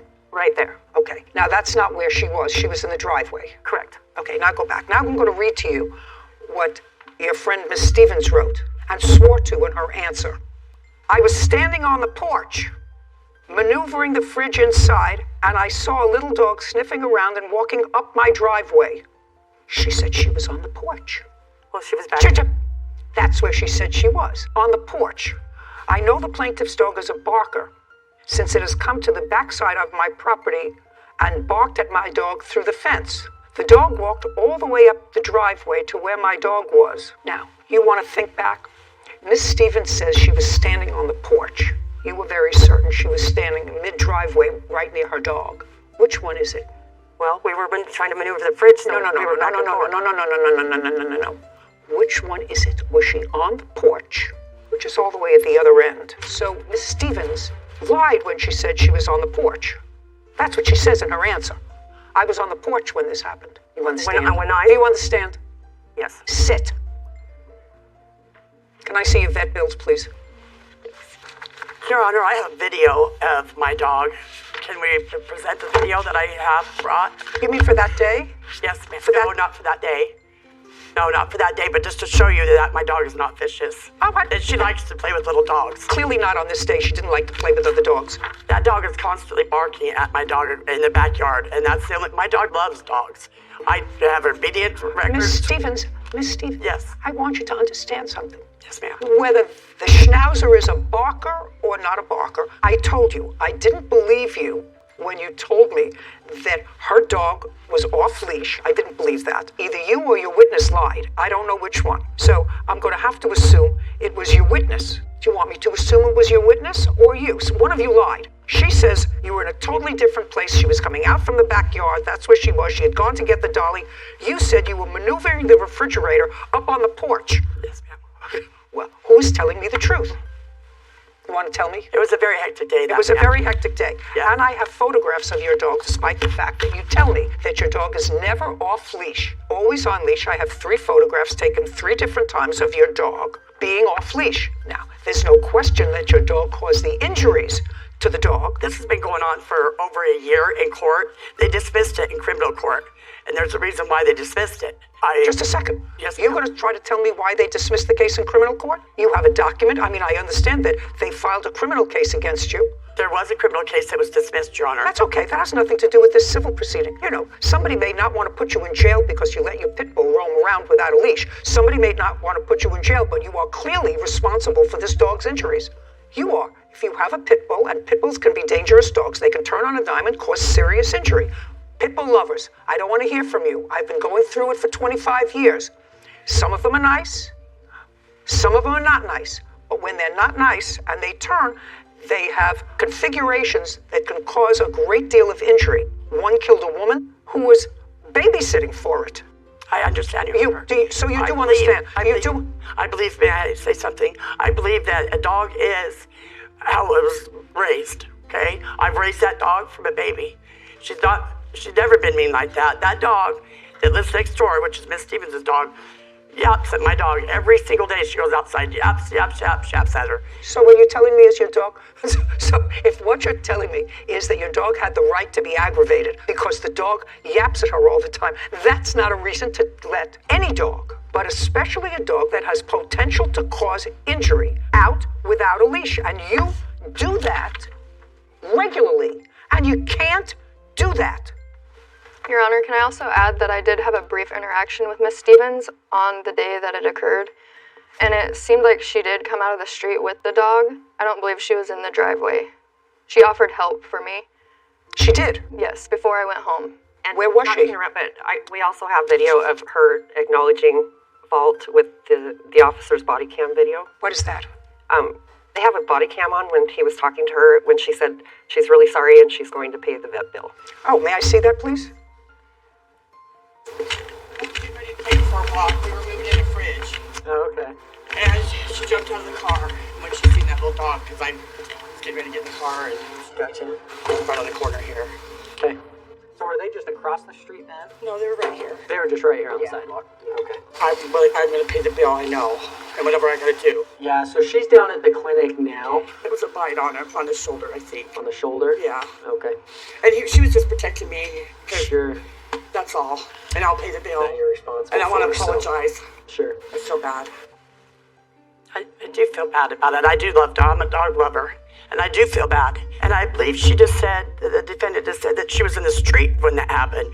It was in my driveway that happened, Your Honor. I'm just saying, we want to be honest. Was your dog on a chain? My dog was on a chain, Your Honor. Another thing, I never got my side of the story added to that at all. It was all one-sided. The whole police report was one-sided, Your Honor. I didn't look at a police report, madam. Right here. Just a second. I didn't look at a police report. I listened to you.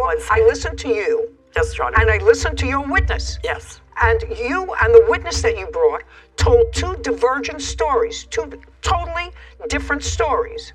She was your witness. Yes. Easily confused, but she was your witness. And you should have prepared her better, consistent with what your answer was. Do you understand? Yes, Your Honor. I wasn't trying to... Very, very good. Okay. Pain and suffering, unfortunately, is not yours. If you had had injury to yourself, and I think that the law is a little crazy there, but we can't gauge pain and suffering for an animal. Anyway, your vet bills were $435. Your Honor, we just added that just because, I understand. Blatant disregard and the dog's still out all the time. No, excuse me. The total with tax was $441. Judgment for the plaintiff. Thank you very much. Thank you. This court is adjourned. It's been a struggle just because of how long it's been going on. It was a crazy day. The dog almost got to our dog's leg bone and broke it. Because the dog is always jumping at my dog. It was pretty scary. So it surprised me that happened. He was bleeding and everything. She's not vicious whatsoever. We ran him up to the hospital. The animal control never get in my house. I had a feeling that Judy would see right through her, so. I love dogs, and I felt sorry for the little dog. I'm happy about the settlement and how we got our money. I'm not even going to get on my soapbox with regard to dogs that are potentially dangerous. There's no question that this lady has a dog that she's had from a puppy, and the dog has never caused her any difficulty. But there's also no question that she lets that dog out without a leash. I mean, they had proof of different occasions of the dog out and about. After this incident. After this incident. So you can, I think that's also a great lesson, that you can feel bad and be an animal lover and want to take care of the bill. But if you don't take any subsequent remedial measures to fix your bad behavior that caused this great deal of injury, then I don't really believe you that you feel sorry or that you're a dog lover. Well, that's an interesting perspective. Yeah, I mean, you knew what you had to do to ensure the safety of the dogs and other people in your neighborhood, and you chose not to do that. So after it had already had an incident. Exactly. At least. Mr. Gwilyn, you rented a room in a house that you were renting or that you own? That I was renting.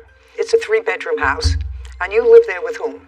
At the time, it was me and my sister, and then my cousin. How long have you been living in that house? I was living there previously with my sister for about 5 years, and then she then moved, and then it came over to me in 2020. So you've been living there for 7 years? About 5 years, yeah. When did you decide to rent a room? She came to me around early May, saying that she was going through a situation with her previous roommate. That would Sorry, be you. Nyjah, yeah, sorry about that. How did you know her? We worked together as servers, but then she came to me on the job saying that she heard that I had a room available and that she was going through it with some of her previous roommates before. She said she needed some place to stay, so I told her that she could stay with me until she got on her feet. Is that the conversation? No. Okay, so let me hear your version of the conversation. So someone did tell me he was renting a room. I did need a room for rent. As we all know, COVID did happen, so I wasn't in my place I had stayed previously. I was moving, and so I went to him and I said, "Hey, I heard you had a room for rent." He's like, "Yeah, girl." I'm like, "Yeah." So I could pay, I can move in now, basically, because I came to him May 31st, moved in June 1st, which was the next day. He was like, "Yeah, girl, just pay $800 a month. Just give me $1,000 to move in. You're gonna love it. You're gonna love it." I'm like, "All right, for sure." It's like, it'll be month to month, and that was it. It was never like till you get back on your feet. It was never like a helping hand. I paid to move in with him. He never said it was a helping hand. Well, he did just state that I was going to be staying there until I got back on my feet, which was never the case. I was staying there. But you needed a room? Yes. Okay. And the rent was $800 a month? Yes. And he asked you for $1,000 up front as security? Yes. And when did she move in? She moved in on May 30th, Your Honor. When did she pay you for June's rent? Immediately. So the day that she moved in is when she gave me the money. So she paid June's rent? Yeah, she did pay June's rent, yes. And what about July? She paid for July's rent as well, yeah. And what about August? She did pay for August rent, but she does owe me for utilities. She's about 2 months backed up on utilities. What about September? We weren't there for September because the altercation already occurred on August 27th and 28th. Okay, so she was there for 3 months and she paid you for 3 months? Yes, ma'am. Your complaint is that there was an altercation, and at some point during her tenancy, she brought in a boyfriend who's going to uncross his arms. Yes. Who was living with her. Mm-hmm. And when was that? So she told me previously to her moving in that she did have a boyfriend and that he would be there from time to time. I allowed it. During his stay and while they were there, they were always arguing. It was like commotion. Like every other night, he would punch holes in the wall. They would constantly get into fights. So what happened to how this whole thing got about, one day I had came home and I actually have the messages here. Those are the messages you had on your phone? Yeah, between me and her man, yeah. Okay, may I see So those? he was standing outside of the building. I came home around. Just a second. I have to read them first, sir. I don't understand what this is. So I was pulling up to my house around 7 a.m. in the morning. He was outside sitting on the steps crying and smoking a blunt. He walked up to my car asking if we could have a conversation. I said, sure. He gets in my car. We're talking. He tells me that him and Nyjah just got into a fight. Nyjah kicked him out again. He and his girlfriend? Yeah, he and his girlfriend, Nyjah, had got This was on August 27th? Yes, August 22nd, yeah. So we had the conversation. He told me that Nyjah... What were you doing at, look at me, what were you doing out at 7:30 in the morning? So No, just... Me and Nyjah, like the night previously, we had went out together.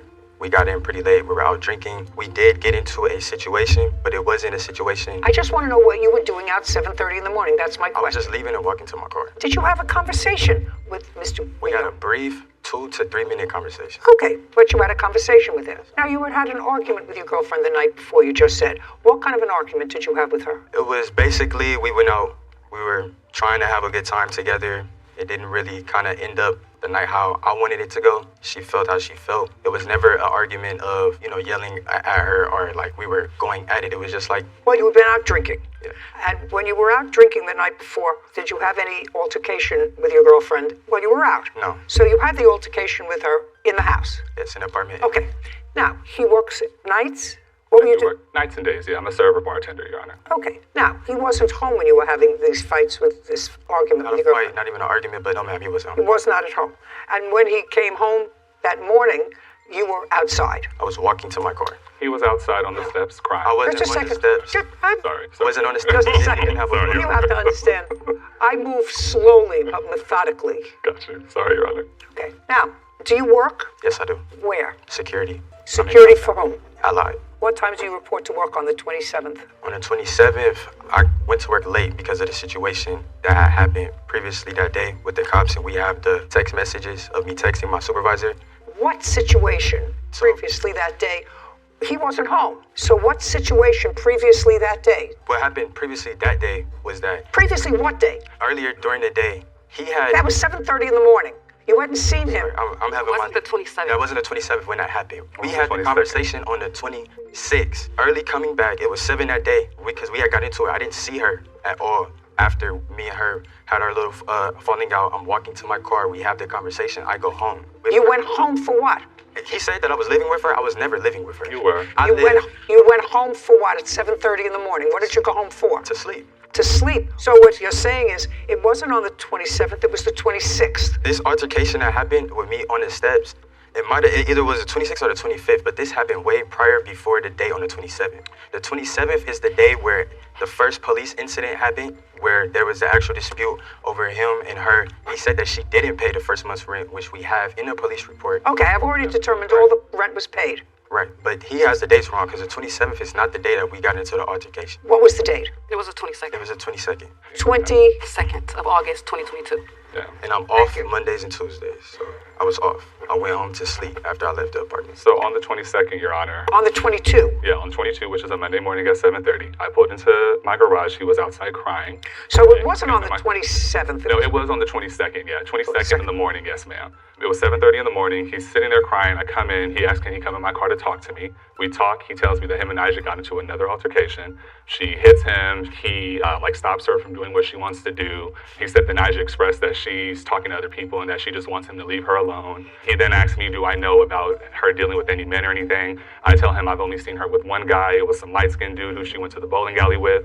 But other than that, I didn't see anything. I told him, with me being 25 and him being 20, I said, you're a young man. You have your own car. You got a place. You're doing stuff. You should be living life. You shouldn't be, getting beat or dealing with all this stuff. Just be young and live your life, That's when he then... Okay. Yeah. Did you have that sort of a conversation with him? Not at all. Okay, tell me what... The conversation was 2 to 3 minutes. I never entered his car. I was walking out. No, tell me what you said to him. I told him that me and her got into it. You might not see me around here. I don't know what the situation is. And he did tell me, focus on yourself. Y'all will be good. Okay, so it's pretty much, so whatever. That was a discussion. You had a fight with her on the 22nd, and there was some registering some complaint. Sir, if you say you might not see me around here, we had an argument, there was registering some sort of a complaint. You didn't leave there happy on the 22nd. Yes. Is it right? You didn't leave there happy. I never was upset, like how he's trying to make it seem. We didn't have this conversation of me being beat on or me crying. You didn't leave, Mr. June, you didn't leave there happy that morning. Yes. Is that right? That's correct. You had an altercation with her the night before or earlier, and you stopped and had a brief conversation with him. I don't have to get into the nuances of it. You weren't happy. Okay, that's the 27th, and you say you told him you're a young guy. You don't have to live your life. Yeah. Live your life. And then he thanks me in those messages that I gave you right there. Okay. 22nd moves into the 23rd, 24th. Anything happens 23rd, 24th, 25th? On the 26th, I got a phone call from one of my friends saying that Nija at the place that we were working at was going around telling people that I was trying to sleep with her boyfriend, saying that I'm trying to make him gay and that I go for straight men. Just a second. All this stuff. Just a second. That's all hearsay, by the way, unless you have a witness to that. Yeah. And I assume that you could have a witness to that if you like. Did you, Miss Pine, have any conversation at work with any of your colleagues about discussions that the plaintiff may have had with your boyfriend? Yes. Okay. Your Honor. Do you remember who? It's actually another coworker. Coworker. A mutual friend between us. Okay. And without going into the text of the conversation, were you registering complaints about Mr. Gilliam? Yes. Okay. That's all. That's all that's So with that being said, that following morning on the 27th, I then walked up to her room around 8 o'clock because, she's living in my house. I'm helping her out. She's talking about me at my place of business. So I went up there to go ask her, what's going on, what's happening. The moment I go up there, she's like, you're this and this and this. We start arguing at this point. Like, we're both yelling at each other. It's getting heated. She then tells me that she's going to have some dudes come and beat me up since I want to argue with a girl and all this stuff. Men then come to my home. 6 dudes come to my house. How much later after the conversation? This is probably literally 10 minutes after the conversation. This was very fast. She had these men come to my house. I saw one of the dudes outside. I was trying to, go outside and just be like, look, I'm not trying to do anything to her. We got into an argument. I'm hearing stuff. Gallo, out of nowhere, comes from a corner and tries to swing at me. Once he does that, I then go inside my house. I go into my room and I look at my window and it's 6 men outside my home. She then lets these men inside the house. They're banging on my door, talk about bring your outside and all this stuff. Oh, you want to fight women, all this mess, banging on my door and stuff. Was anyone else in the house other than the two of them? It was my cousin with me at the time. That's not your cousin? No, this is my witness, Imani. It was my cousin at the time. A witness to what? A witness to the next day, Your Honor. But back with this day, my cousin was with me. He wanted to go out and fight and do it. I said, no, we're going to sit here and wait. The police end up getting called from the neighbors because it's 6 men outside banging and cussing and making a scene. The police then get there. There was an officer who, I don't know if she already knew previously or who she was cool with, but the officer said that because I'm a 6'8" man and she is a woman, she feels intimidated by me and all this stuff. So he told me that the men who were there is allowed to stay there because she is a tenant there and that's her place, so they're considered her guest. Once that was said, Your Honor, I immediately got everything that I could and I booked a hotel at the Westin. I stayed there at the Westin for 9 days.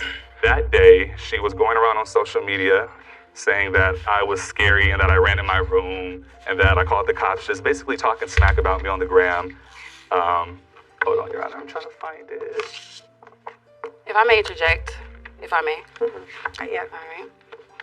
I'm sorry, Your Honor. But she went on social media. Okay, just a second. So was what you're telling me you don't have that? It might be in that file, yeah, sorry. But it's like a message of her saying oh, y'all won't believe who caught the police and ran in the room crying and just talking smack. Okay, here it goes. Yeah, that's what she posted. Once she posted that, and people start hitting me up. I see it. Yeah. Once she started posting that, people started hitting me up. They're like, what's going on, this and this. So I then went on Instagram and I had made a comment. I called her for short, stands for because she was going around saying that I was dirty. She went around telling me that I was dirty, so I just let it be known on social media that the only thing dirty was her. Since she was talking about me on the gram, I decided to, react. The truth of the matter is, although it's not pleasant, that's what people do on the internet. Yeah. I was just matching energy, Yeah.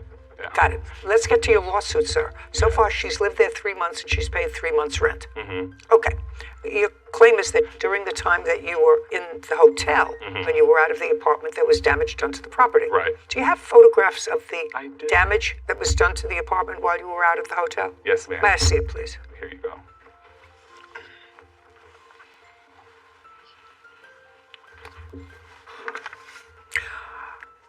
Where did you go when you finally left the plaintiff's house? After I got my U-Haul, he dropped me off to my uncle's house. And I stayed on what date? So I went there the night of the 27th, August 27th, 2022, and I came back the next day on the 28th to get my things. Okay, so he left on the 27th, you left on the 27th after he did? Yes, ma'am. Did you leave as well with your girlfriend? Where did you go? I went to my grandfather's house where I was staying. And how long have you been staying with your grandfather? All my life. Where do you live now? With my grandfather. And where do you live? With my uncle.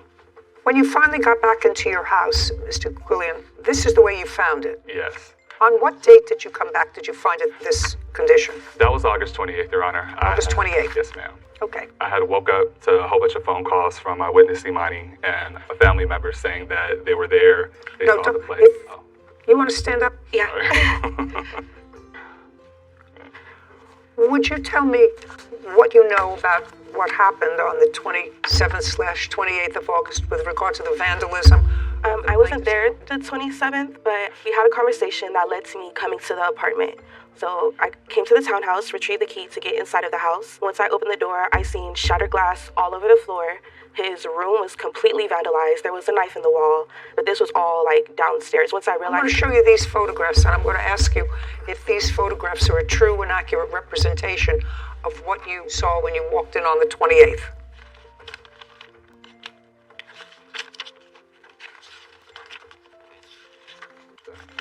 Yes. May I have them back, please, Kevin? Have you been to Mr. Gleeman's house before? Yes. Was it always in good order? Yes. He's a clean freak. You moved out on the 28th for how long? I moved out on the 28th. I didn't come back after that, yes. Permanently? Yes, Your Honor. Have you seen these photographs? Yes, I did. Actually, his family member sent them to me. Okay. Can you explain these photographs to me? I can't explain the photographs. I didn't do it. Okay. I wasn't there, actually, and I have proof I wasn't. That's a lot, Your Honor. Just a second. Just a second. It's crazy. She may not have personally done it. The question is, he certainly didn't do damage to his own property. Oh. There is no...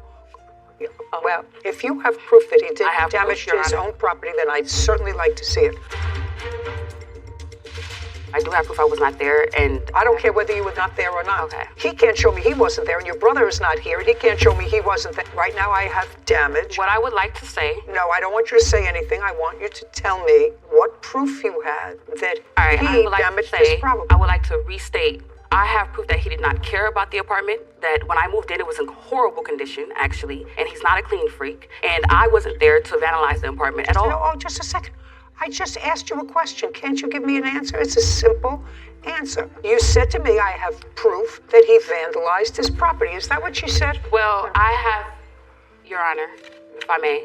Just a second. I want to make sure that that's what you said. I have proof that he vandalized his property. His property was vandalized when I moved in, is what I'm saying. Oh, no, madam. And I did. Oh, just a second. She says, I have proof, Your Honor, he damaged his own property. Okay, so all I want you to do is show me proof that he damaged his own property. Okay, so I do not have video proof of him doing it, but based on my countersuit and the fact that I was falsely arrested and the harassment, the lies, even the online post that I haven't been able to show you yet, that he is framing me and that he did vandalize his own apartment, he didn't care about it. Just a second. I'm willing to look at proof of any proof that you have that he vandalized his own apartment. So around the time... Not so around, just show me. Okay, sure. So what I have in my hand here, Your Honor, if I may, is this proof that before I moved in, the apartment was not well taken care of. And like I said, I don't have proof that he went in and did it himself, but I do have proof that the apartment was never cared about to begin with. And after he actually moved all his things out, which he claimed and stated on social media, he took all his valuables. You can take these back. This is not what I'm talking about, madam. That's a dirty bathroom that you showed me. This is vandalism. I didn't do There is no question in my mind that this is vandalism. This isn't dirty house. It's disgusting. Somebody took powder and liquid. This isn't just sloppy and messy. This is clearly vandalism. So is that all the proof that you have? You said, I have proof that he vandalized his own property. I'm waiting to see that proof because otherwise there are certain things that ring true. Well, do you have as far as that goes, I would like to recant that because I don't have proof that he did it, but I do have proof that I'm being framed. Yes. You have to understand, Miss Pine, there are two things. Either he vandalized his own property, which I find is unreasonable because he would have to live with all this filth that's in his bed. Well, I'm speaking. I would have to find that he took a knife to his own sofa and destroyed the cushions to his own sofa. And quite frankly, I don't know this gentleman well, but he does not appear to be psychotic. Now, I don't say that he may not be a truth teller all the time, but he doesn't appear to be psychotic. So no person who's not psychotic does this to themselves. So either some stranger in the night came in and vandalized his property, or you, your boyfriend, and or your brother, who, didn't you say that you called your brother to come? I called my father. Your father to come? Yes, and my father called my brother, and he came. Just a second. Yes. I knew I heard brother in here. Did your brother come? My brother. Okay. Called at least brother. I don't know if father came too. So I have to find if it was total stranger, the plaintiff, or you, boyfriend, father, brother, friend, whatever it was. So all I'm asking you to do is, do you have any other proof, other than the nonsense that you gave me, that he caused this serious vandalism of his own house? I do not have proof that he caused it, but I do have proof I was not there, and I don't care whether you were not there or not. Okay. Do you understand? I don't care whether you weren't there or not. He can't show me he wasn't there, and your brother is not here, and he can't show me he wasn't there, and your father is not here, and he can't show me that he wasn't there. Do you understand? So I have to decide if it was a stranger, the plaintiff, or this side, maybe not you, but someone acting on your behalf. To be continued. Want justice? Go to judyjustice.tv. That I see where those two, the truck and a vehicle behind it. The trailer, yes, ma'am. The trailer. The property to the left of that is your house.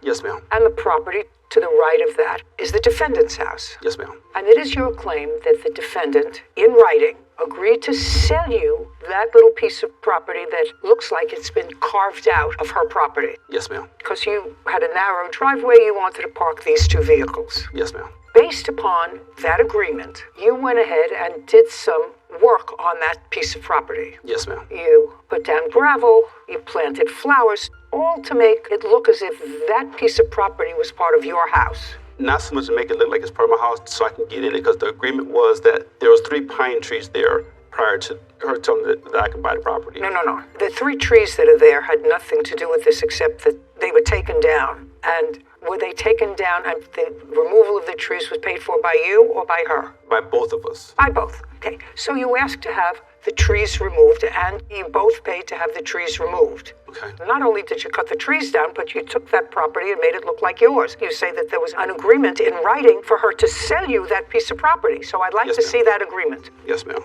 There's no agreement in writing. Don't say anything. The very top line. Just a second.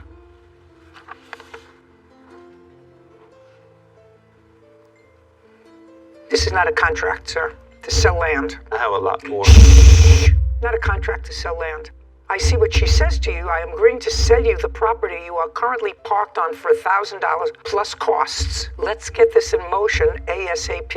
And then she doesn't hear from you, and that's the 18th of May. And then she writes you again a little bit later, and she says her offer will expire at the end of today's business day, 5/19. And on 5/19, at 10 o'clock at night, you write to her, "Hey, Stacy, I've started working on things this morning. I have already been to the city of Akron, and once they are done and I get a surveyor and so on, I will keep you updated if that's okay. Last, everything is time sensitive, and I'm working as fast as I can to get the approvals. Just now seeing your texts." Right. Okay, so that's what you're relying on as a contract to purchase property. Well, the fact that she said that she would sell it to me, and I started all the motion like she said to do. I started all the motions, got the surveyor done, got the deeds done, I got everything done. All right, that was 5/19/2021.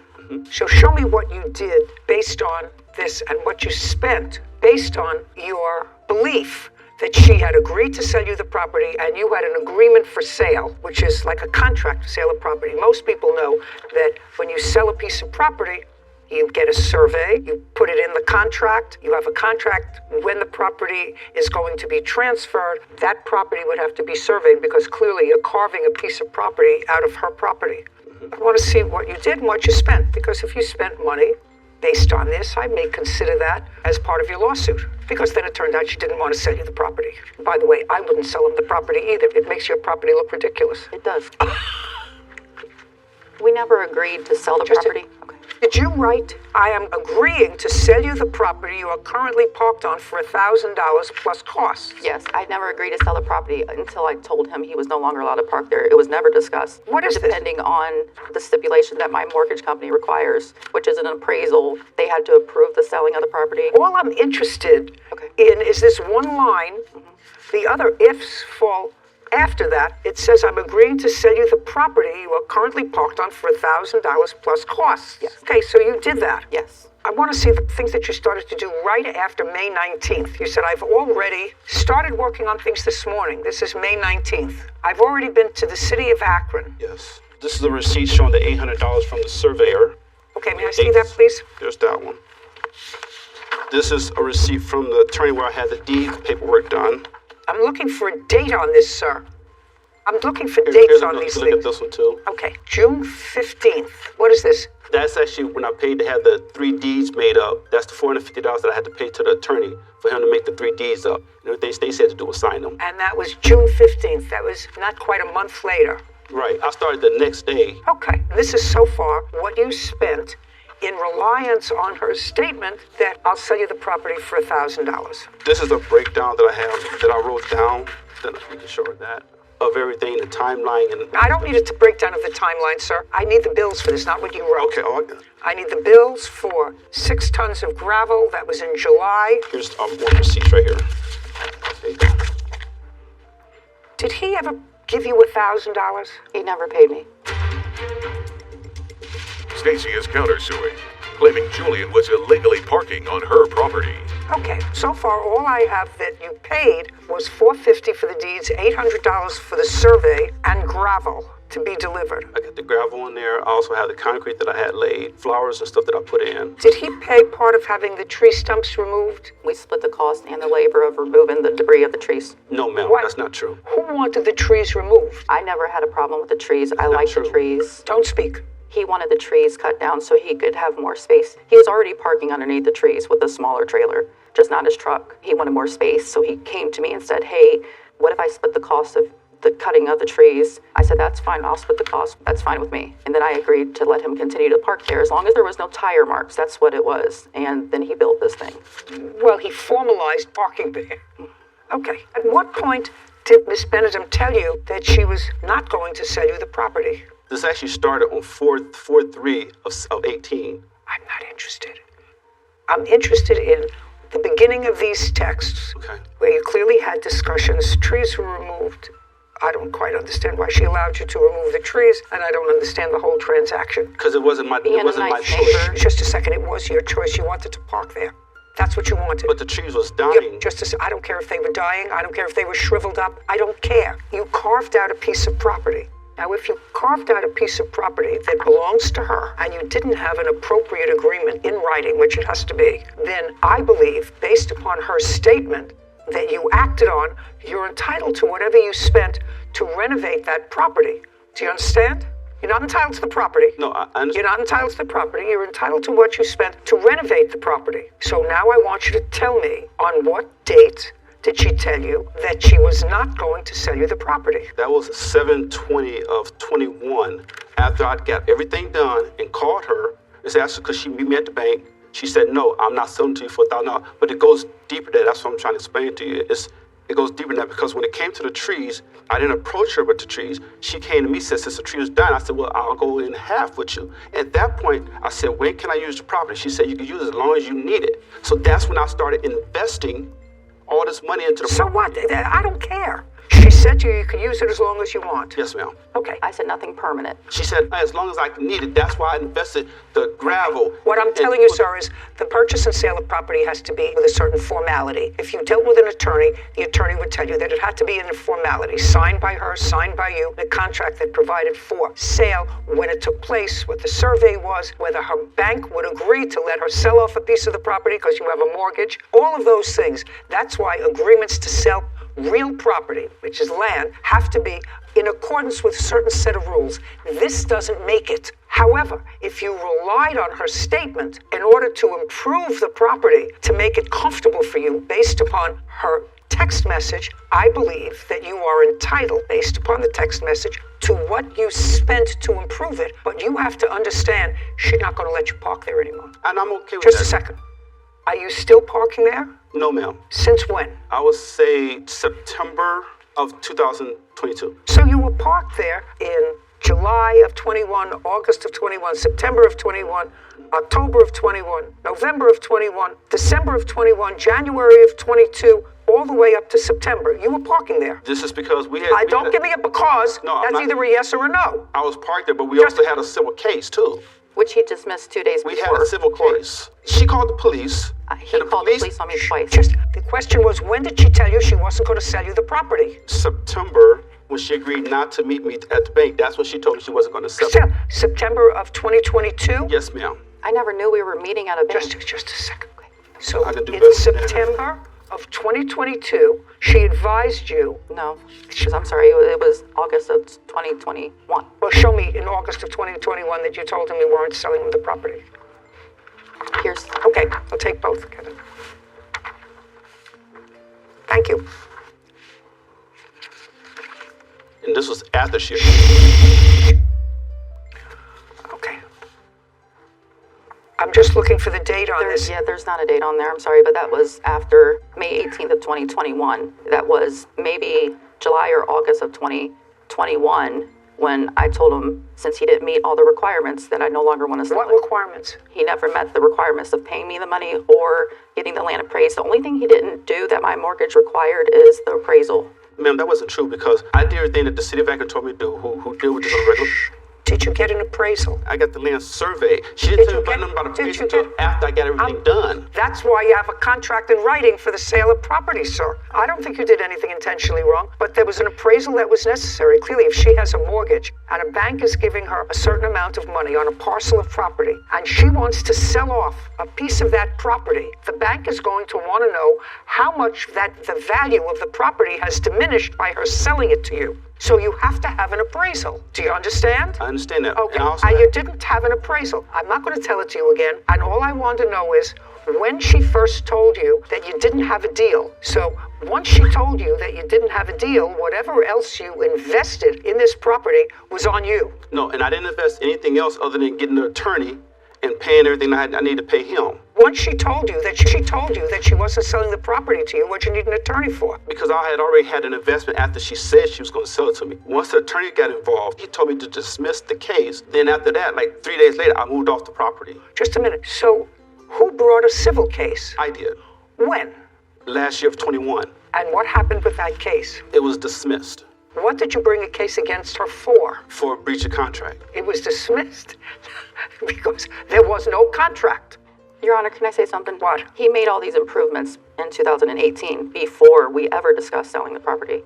You mean he put the gravel in? Yeah. Well, how could he put the gravel in over trees? The trees were cut down in 2018. Is that right, sir? That's correct. The trees that were cut down in 2018, well before this. Yes. So you did use it. You used it for how many years? You used it 18, 19, 20, and 21. You used it. You had value from it. You had value from somebody else's property. You used her property for you to park on. I wouldn't have done none of this if she would have told me no. Every move that I made, I asked her first. I got it in a text message. I asked her, can I do this? Can I do this? She said, yeah, go ahead and do it. If she would have said no, I wouldn't have done none of it. I wouldn't have put a dime into the property. I'm not going back to 2018, sir. If you made these improvements in the property in 2018 or 2019, before there was any hint of a writing that she was going to sell you property. A verbal that I can park there as long as I wanted to. Okay, your case is dismissed, Mr. Hall. You don't have a case. You did park there until she told you not to park there anymore. And you had the benefit of parking there for at least 3 years. I got money invested that she told me you had the benefit of parking your things there for at least 3 years. Are they gone now? His truck and trailer are, but the gravel's still there, and we have to clean up, get rid of that stuff. It was a huge mistake, so you're going to have to take care of that yourself. Okay. And I would take care of that because that looks ridiculous. I will. That looks ridiculous. You have a counterclaim. Yes. For parking. Forget it. But listen, I told him he couldn't park there back in May of 2021. He continued to park there till... So you should have been more vigilant. My attorney didn't notify him till May of this year, of 2022, that if he continues to park there, we'll charge him $75 a day. And he continued to park there until the case was dismissed in August of 2022. So I'm only suing him for May of 2022 to August of 22. And did he move it? He did. Okay. You still living there? Yes. Do you talk to him? No. Had you talked to him previously? Yeah. We had a good relationship. I'm a common sense person and a property owner. It was overreaching to think that you could buy a piece of that land for $1,000. Overreaching. And if she had it appraised, and if it's something that you want, and she had, I guarantee you that that little piece of property would be appraised at a far higher cost than $1,000. Guaranteed. And I guarantee you that her bank would say, you can't let him buy that piece of property for $1,000. How much of a mortgage are you carrying? $76,000. Not going to let her sell off that piece of property. You had the benefit of that piece of property for several years. I have to tell you that I really think that it's much nicer to look at plain grass than it is to look at a trailer and a truck from her backyard. I wouldn't have done none of it. I don't. You would have said do it. Do you know what your attorney said to you? I can't help you. You don't have a contract. And Mr. Hall, that's what I'm telling you. I can't help you. You don't have a contract. And from what I know now, this all started in 2018 before there was any discussion of buying the property that you can prove to me. Because the thing that you gave me was in 2021. I have to tell you never had a problem because she was a good neighbor. If she let you park on her property, so if you think you're the one who's been aggrieved here, the truth of the matter is I don't think that you're the one who was aggrieved here. She let you park on her property. I have to tell you, I wouldn't have let that happen. I had a neighbor who had an easement. And I said, all I want from you when I bought the house was I want you to say that you will never try to claim this property by adverse possession and that you understand that it's my property. And then you can use it because it was a place that looked like it was part of his driveway. And he said, I'm not signing that. I said, if you don't sign it, I'm going to put a fence right in the middle of your front lawn, which is where my property line is. I don't hear from him. I said, you have 24 hours to sign the paper or I'm putting a fence right in the middle of your front lawn because that's my property and you have an easement. And he didn't sign it. He would have lived with the fence until today because it's still there. Now his children are living with the fence because he's gone. You're not the aggrieved party here. You got to park for free for 4 years. For free. Because she was a good soul. She's not a bad guy. She was a good soul. I would have had your trailer and your truck towed to an impound on day 2. She let you park there for 4 years. I wouldn't have been there. Goodbye, we're done. Thank you. This court is adjourned. She knew what type of work I did, so she said as long as I needed it. It was just a tough lesson of being nice to the wrong person. It did look like it was part of my yard, so I get that part. I hope we can be cordial and just move on with our life. It is what it is. This is a great example of the statute of frauds and why it exists. So all writings for the sale of land, real estate, have to be in writing and signed by both parties. I'm sure it was created for situations just like these. There's a lot of moving parts. There's mortgages, there's banks involved a lot of the times. There are easements, there are water rights, Exactly. there are all kinds of things. Legally, they're some of the most complex documents that get drawn up. So it can't be a text message for $1,000 to sell off a piece of land without all the boxes being ticked. Right. After May of 2021, when she wrote that piece... For his detrimental reliance on the statement. For his reliance on that statement to his own detriment by putting in gravel and other stuff. But then it came out, it was put down in 18 before she ever said anything about selling. He took it upon himself. Yeah, that would be on him. Yeah. And Wrongfully sold. Court come to order. All rise. Have a seat, please. Hello, Judge. Case 2189, Strokes versus Wasager. Thank you. Mr. Scruggs, you have brothers and sisters? No, ma'am. Were your father and your mother? Who predeceased whom? My mother died when I was 17 years old, and my father died in 2019 after a long-time illness, and he had his tools at my property. You and the defendant were married for 10 years. Correct. You separated in what year? 2016. And when you left, she stayed in the house. That's correct, Your Honor. Sometime prior to 2016, according to you, you borrowed some tools of your father's. That's correct. I actually Is that correct? That is correct. And the tools that you borrowed from your father were left in the marital home 2016, 17, 18. Your father died in 2019. You were divorced in 2000. We were divorced in 2019 was the final judgment. And then things sort of got away from you. So now we're in 2023, and you want your father's tools back or money for them, according to you, $10,000 worth. Yes, ma'am. Ridiculous. Let's start out with ridiculous.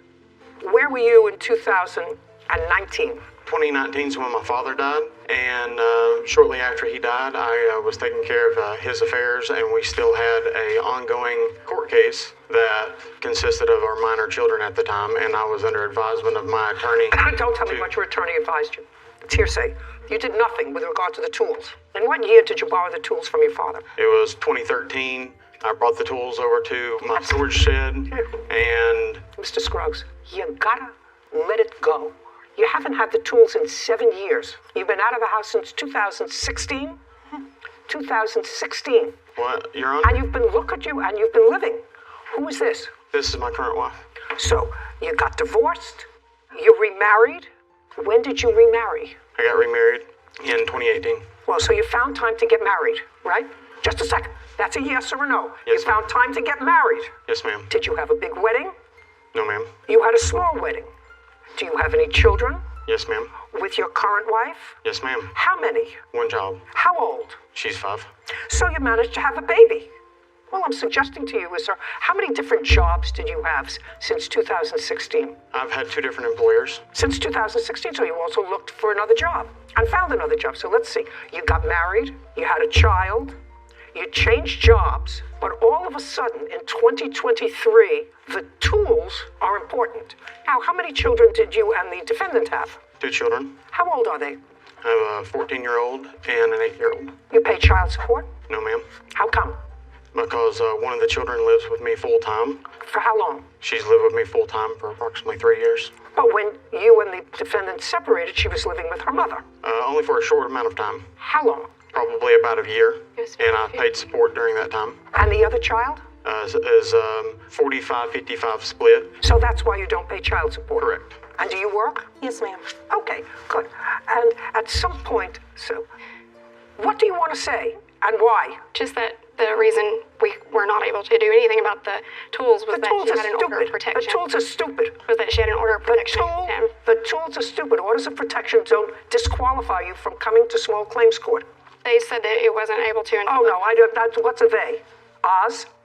You were allowed to come for small claims court, file a petition and say, these tools belong to me. He didn't do it during the divorce. He didn't do it before your wedding. He didn't do it after your wedding. He didn't do it before your daughter was born. He didn't do it till after your daughter was born. She's now 5 years old. It's 10 years after the tools were moved from your father's house into the marital home. That would be a fair statement. 10 years. You said 2013. We're now in 2023. Correct. And, Your Honor, I do have here where my dad filed a police report where he was trying to recover the tools. Well, unfortunately... And the defendant here obviously lied to this officer here and told them that So I what? didn't retrieve... So what? I want you to forget $10,000, sir. It's not happening for you. Put a period. The only thing that I'm going to consider is she did in fact sell the tools. That she acknowledges. She can't sell something that doesn't belong to her. And in what year did you sell the tools? I sold the tools. Our divorce was signed in 2018. They had gotten married. He'd quit paying a mortgage, so I had to find a way to pay. Just a second. Yes, ma'am. Can't you just tell me, in what year did you sell It was the on tools? and off between August and October of 2018. So you sold them piecemeal? Yes, ma'am. And you remember that, so you must have put an ad someplace. I put an ad on Craigslist because I needed to pay the mortgage. And I didn't only sell his tools, I sold jewelry that was mine. I get it, but you sold it. Yes, ma'am. Okay. Do you have an inventory about... First of all, they weren't his tools, they were his father's tools. But I've asked him whether or not he was an only child. He is an only child, so he would stand to inherit these tools unless there was another child that he doesn't know about because his mother predeceased his father. So... Your Honor, I do have an inventory from that my I father don't did. care. Understand this. I don't care. How do you know it was $1,000 if you sold them over a 3 or 4 month period? And if the answer to that is I don't know, or I pulled out the number from my behind, then that's an answer. But not that I sold the tools to put food on the table for my children. That's not an answer. And later today, I do have a witness that I brought with me, my daughter, who actually did see. You sure you want to do that? Are you sure you want to do that? Be very careful, Miss Vieira. The tools were there for 10 years. Courts don't care. We use a whole bunch of things, statute of limitations, we use latches, we use all kinds of terms when people don't act quickly to assert their rights to something. Because we don't want to be bothered with what happened 10 years ago and 12 years ago with this kind of nonsense. We do it with certain things that are important. Crimes are important. So sometimes we let statute of limitations get blurry. But not this. But you sold the tools. You had no right to sell the tools. So he's entitled to the money that you got for selling the tools. Now, according to you, you sold all the tools for how much? $1,000. And how do you know it was $1,000? Because you say you sold it over a period of time. Because I have the paperwork where I had submitted so many payments to the mortgage because I sold them just to pay the mortgage and to feed the kids. Listen, I'm going to get out my violin, madam. I asked you a specific question. Yes, ma'am. My specific question is, how do you know it was $1,000 if you sold them over a 3 or 4 month period? And if the answer to that is I don't know, or I pulled out the number from my behind, then that's an answer. But not that I sold the tools to put food on the table for my children. That's not an answer. How do you know it was $1,000? Because I had put that money into the bank. I paid the mortgage with it. Your Honor, you're exactly right. The defendant here is a liar and a manipulator, just a second. and she will tell you whatever she thinks that you want to hear. Well, that's true, sir. And I don't believe she sold the tools for $1,000, but I don't know that. Because and she you did. wait, She sold just them a for second. $13,000. Just a second. I What? guarantee you. Oh, I guarantee she made $13,000, $14,000. No, that's possible, sir. Prove it. Prove. Just a second. It's your burden of proof. You have to prove to me that she sold them for $13,000. And even then, you're late in bringing this suit. But you can't prove that. Well, because she is a manipulator, is why this ex parte order and Listen all this. to me. I don't care. You're not following me. Courts, not me personally. Courts. I am the court. We don't care because what you did was wait too long to assert a claim.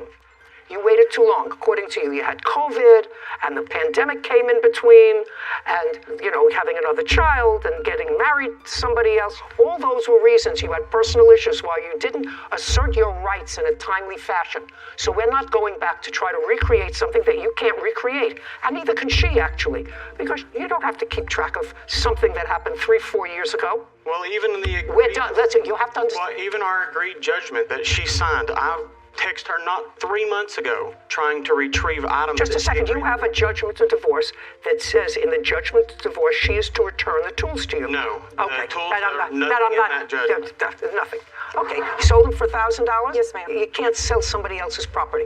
And that's all that he can prove is what you say you sold them for, and I'm not sure that that's what you sold them for, but he waited too long. And the only thing that I can establish at this point is that you sold somebody else's tools for $1,000. That's it. Judgment for the plaintiff for the amount of $1,000 with it. This court is adjourned.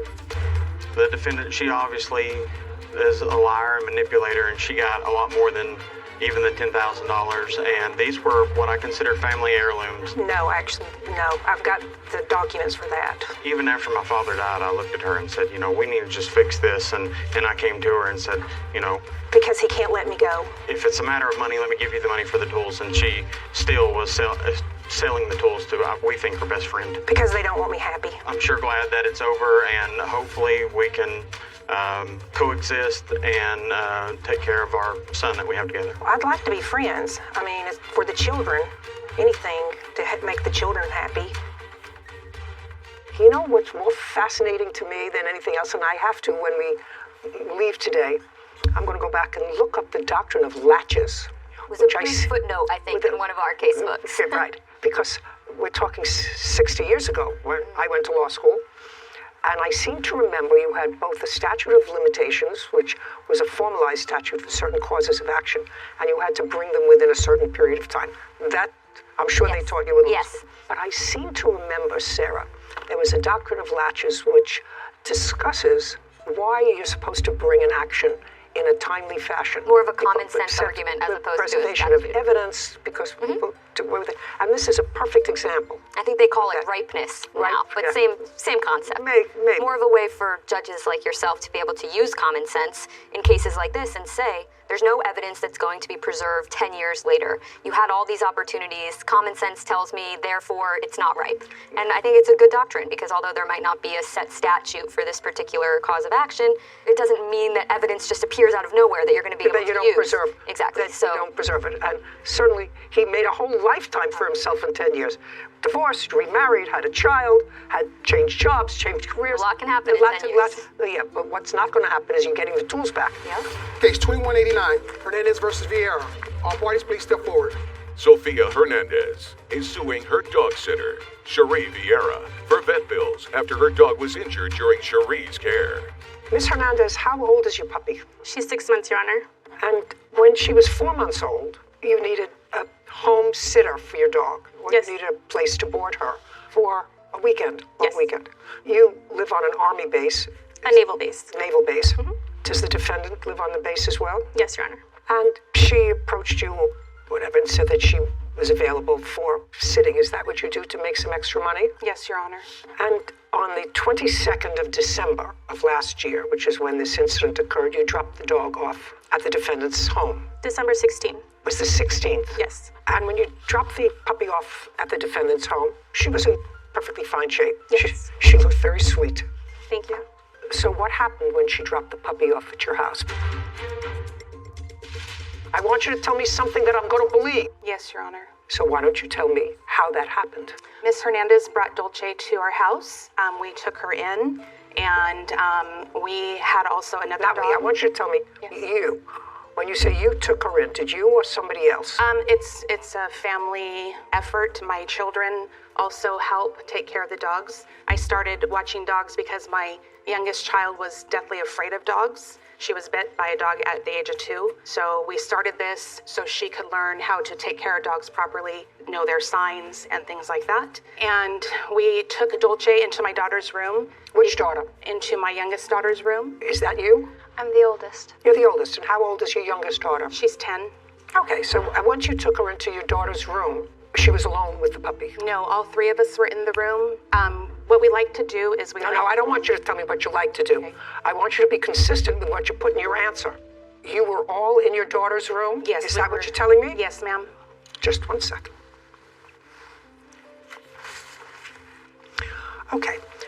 So your husband was with another dog in the yard. Yes. So I brought this dog into my daughter's room, your 10-year-old daughter's room, to settle down. Yes, Your Honor. And then you don't know what happened because you weren't watching. I was actually... No, you were not watching. That's what it says here. Well, I was taking pictures. It doesn't make any difference. You weren't watching. You don't know what happened. If you were taking pictures, they would be on your camera. I have pictures here of Dolce that I was actually sending to No, I don't care. It would be on your camera if you were taking pictures. And if you were taking pictures, then you would have exactly what happened with the dog that caused the dog to have a broken leg. But you don't have those pictures. Am I correct? Yes, Your Honor. So that you were not watching and you did not see what happened at the moment the dog was injured? Yes, Your Honor. Okay. But I do have a witness that I brought with me, my daughter, who actually did see as I was sending pictures to Miss Hernandez. You sure you want to do that? Are you sure you want to do that? Be very careful, Miss Vieira. Are you sure you want to put her there for me to question? Are you sure? Are you sure? Okay. Yeah. Yes, I don't think so. But it's your choice. Let's go. I want you to tell me something that I'm going to believe. That you and your mother were in the room with your 10-year-old sister and you saw what happened with the dog. Yes. Just a second. I want you to make sure that that's what you're telling me. So you were in the room? Yes, I was. Okay. Well, your first name is? Abigail. I'd like to see a picture of Abigail in the room with the dog when you were sending pictures, allegedly, to the plaintiff of the dog. I just want to see pictures of her in the room. Your Honor, I did not make pictures of those. Why not? She was there. You were taking pictures of the dog. I assume your 10-year-old's room is not the size of this courtroom. So if you were taking pictures, Abigail would be in those pictures. Your Honor, I actually have a picture of her leg after I was bit by Dolce. I don't care after you were bit by Dolce. You were bit by the puppy because she was injured. Yes, Your Honor. Okay, that was after she was injured. Yes. I want to see a picture of your daughter that you were taking pictures of, allegedly to send to the plaintiff to show her how the dog was adjusting. I do not have pictures of that, Right, Your Honor. yeah. Miss Vieira, do you want to know the truth? I don't believe you were in the room with your daughter, either one of them, and the puppy. I think that you left the puppy with your 10-year-old, and you don't know what happened. That's what I believe. And whether I believe, and it's accurate or not accurate, the dog was injured in your care. So you're responsible for the surgical bill. It's that simple.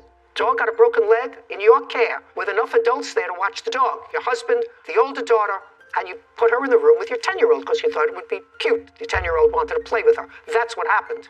Can I see the vet bill, please? Yes, Your Honor. I have the urgent care bill and the surgery bill as well.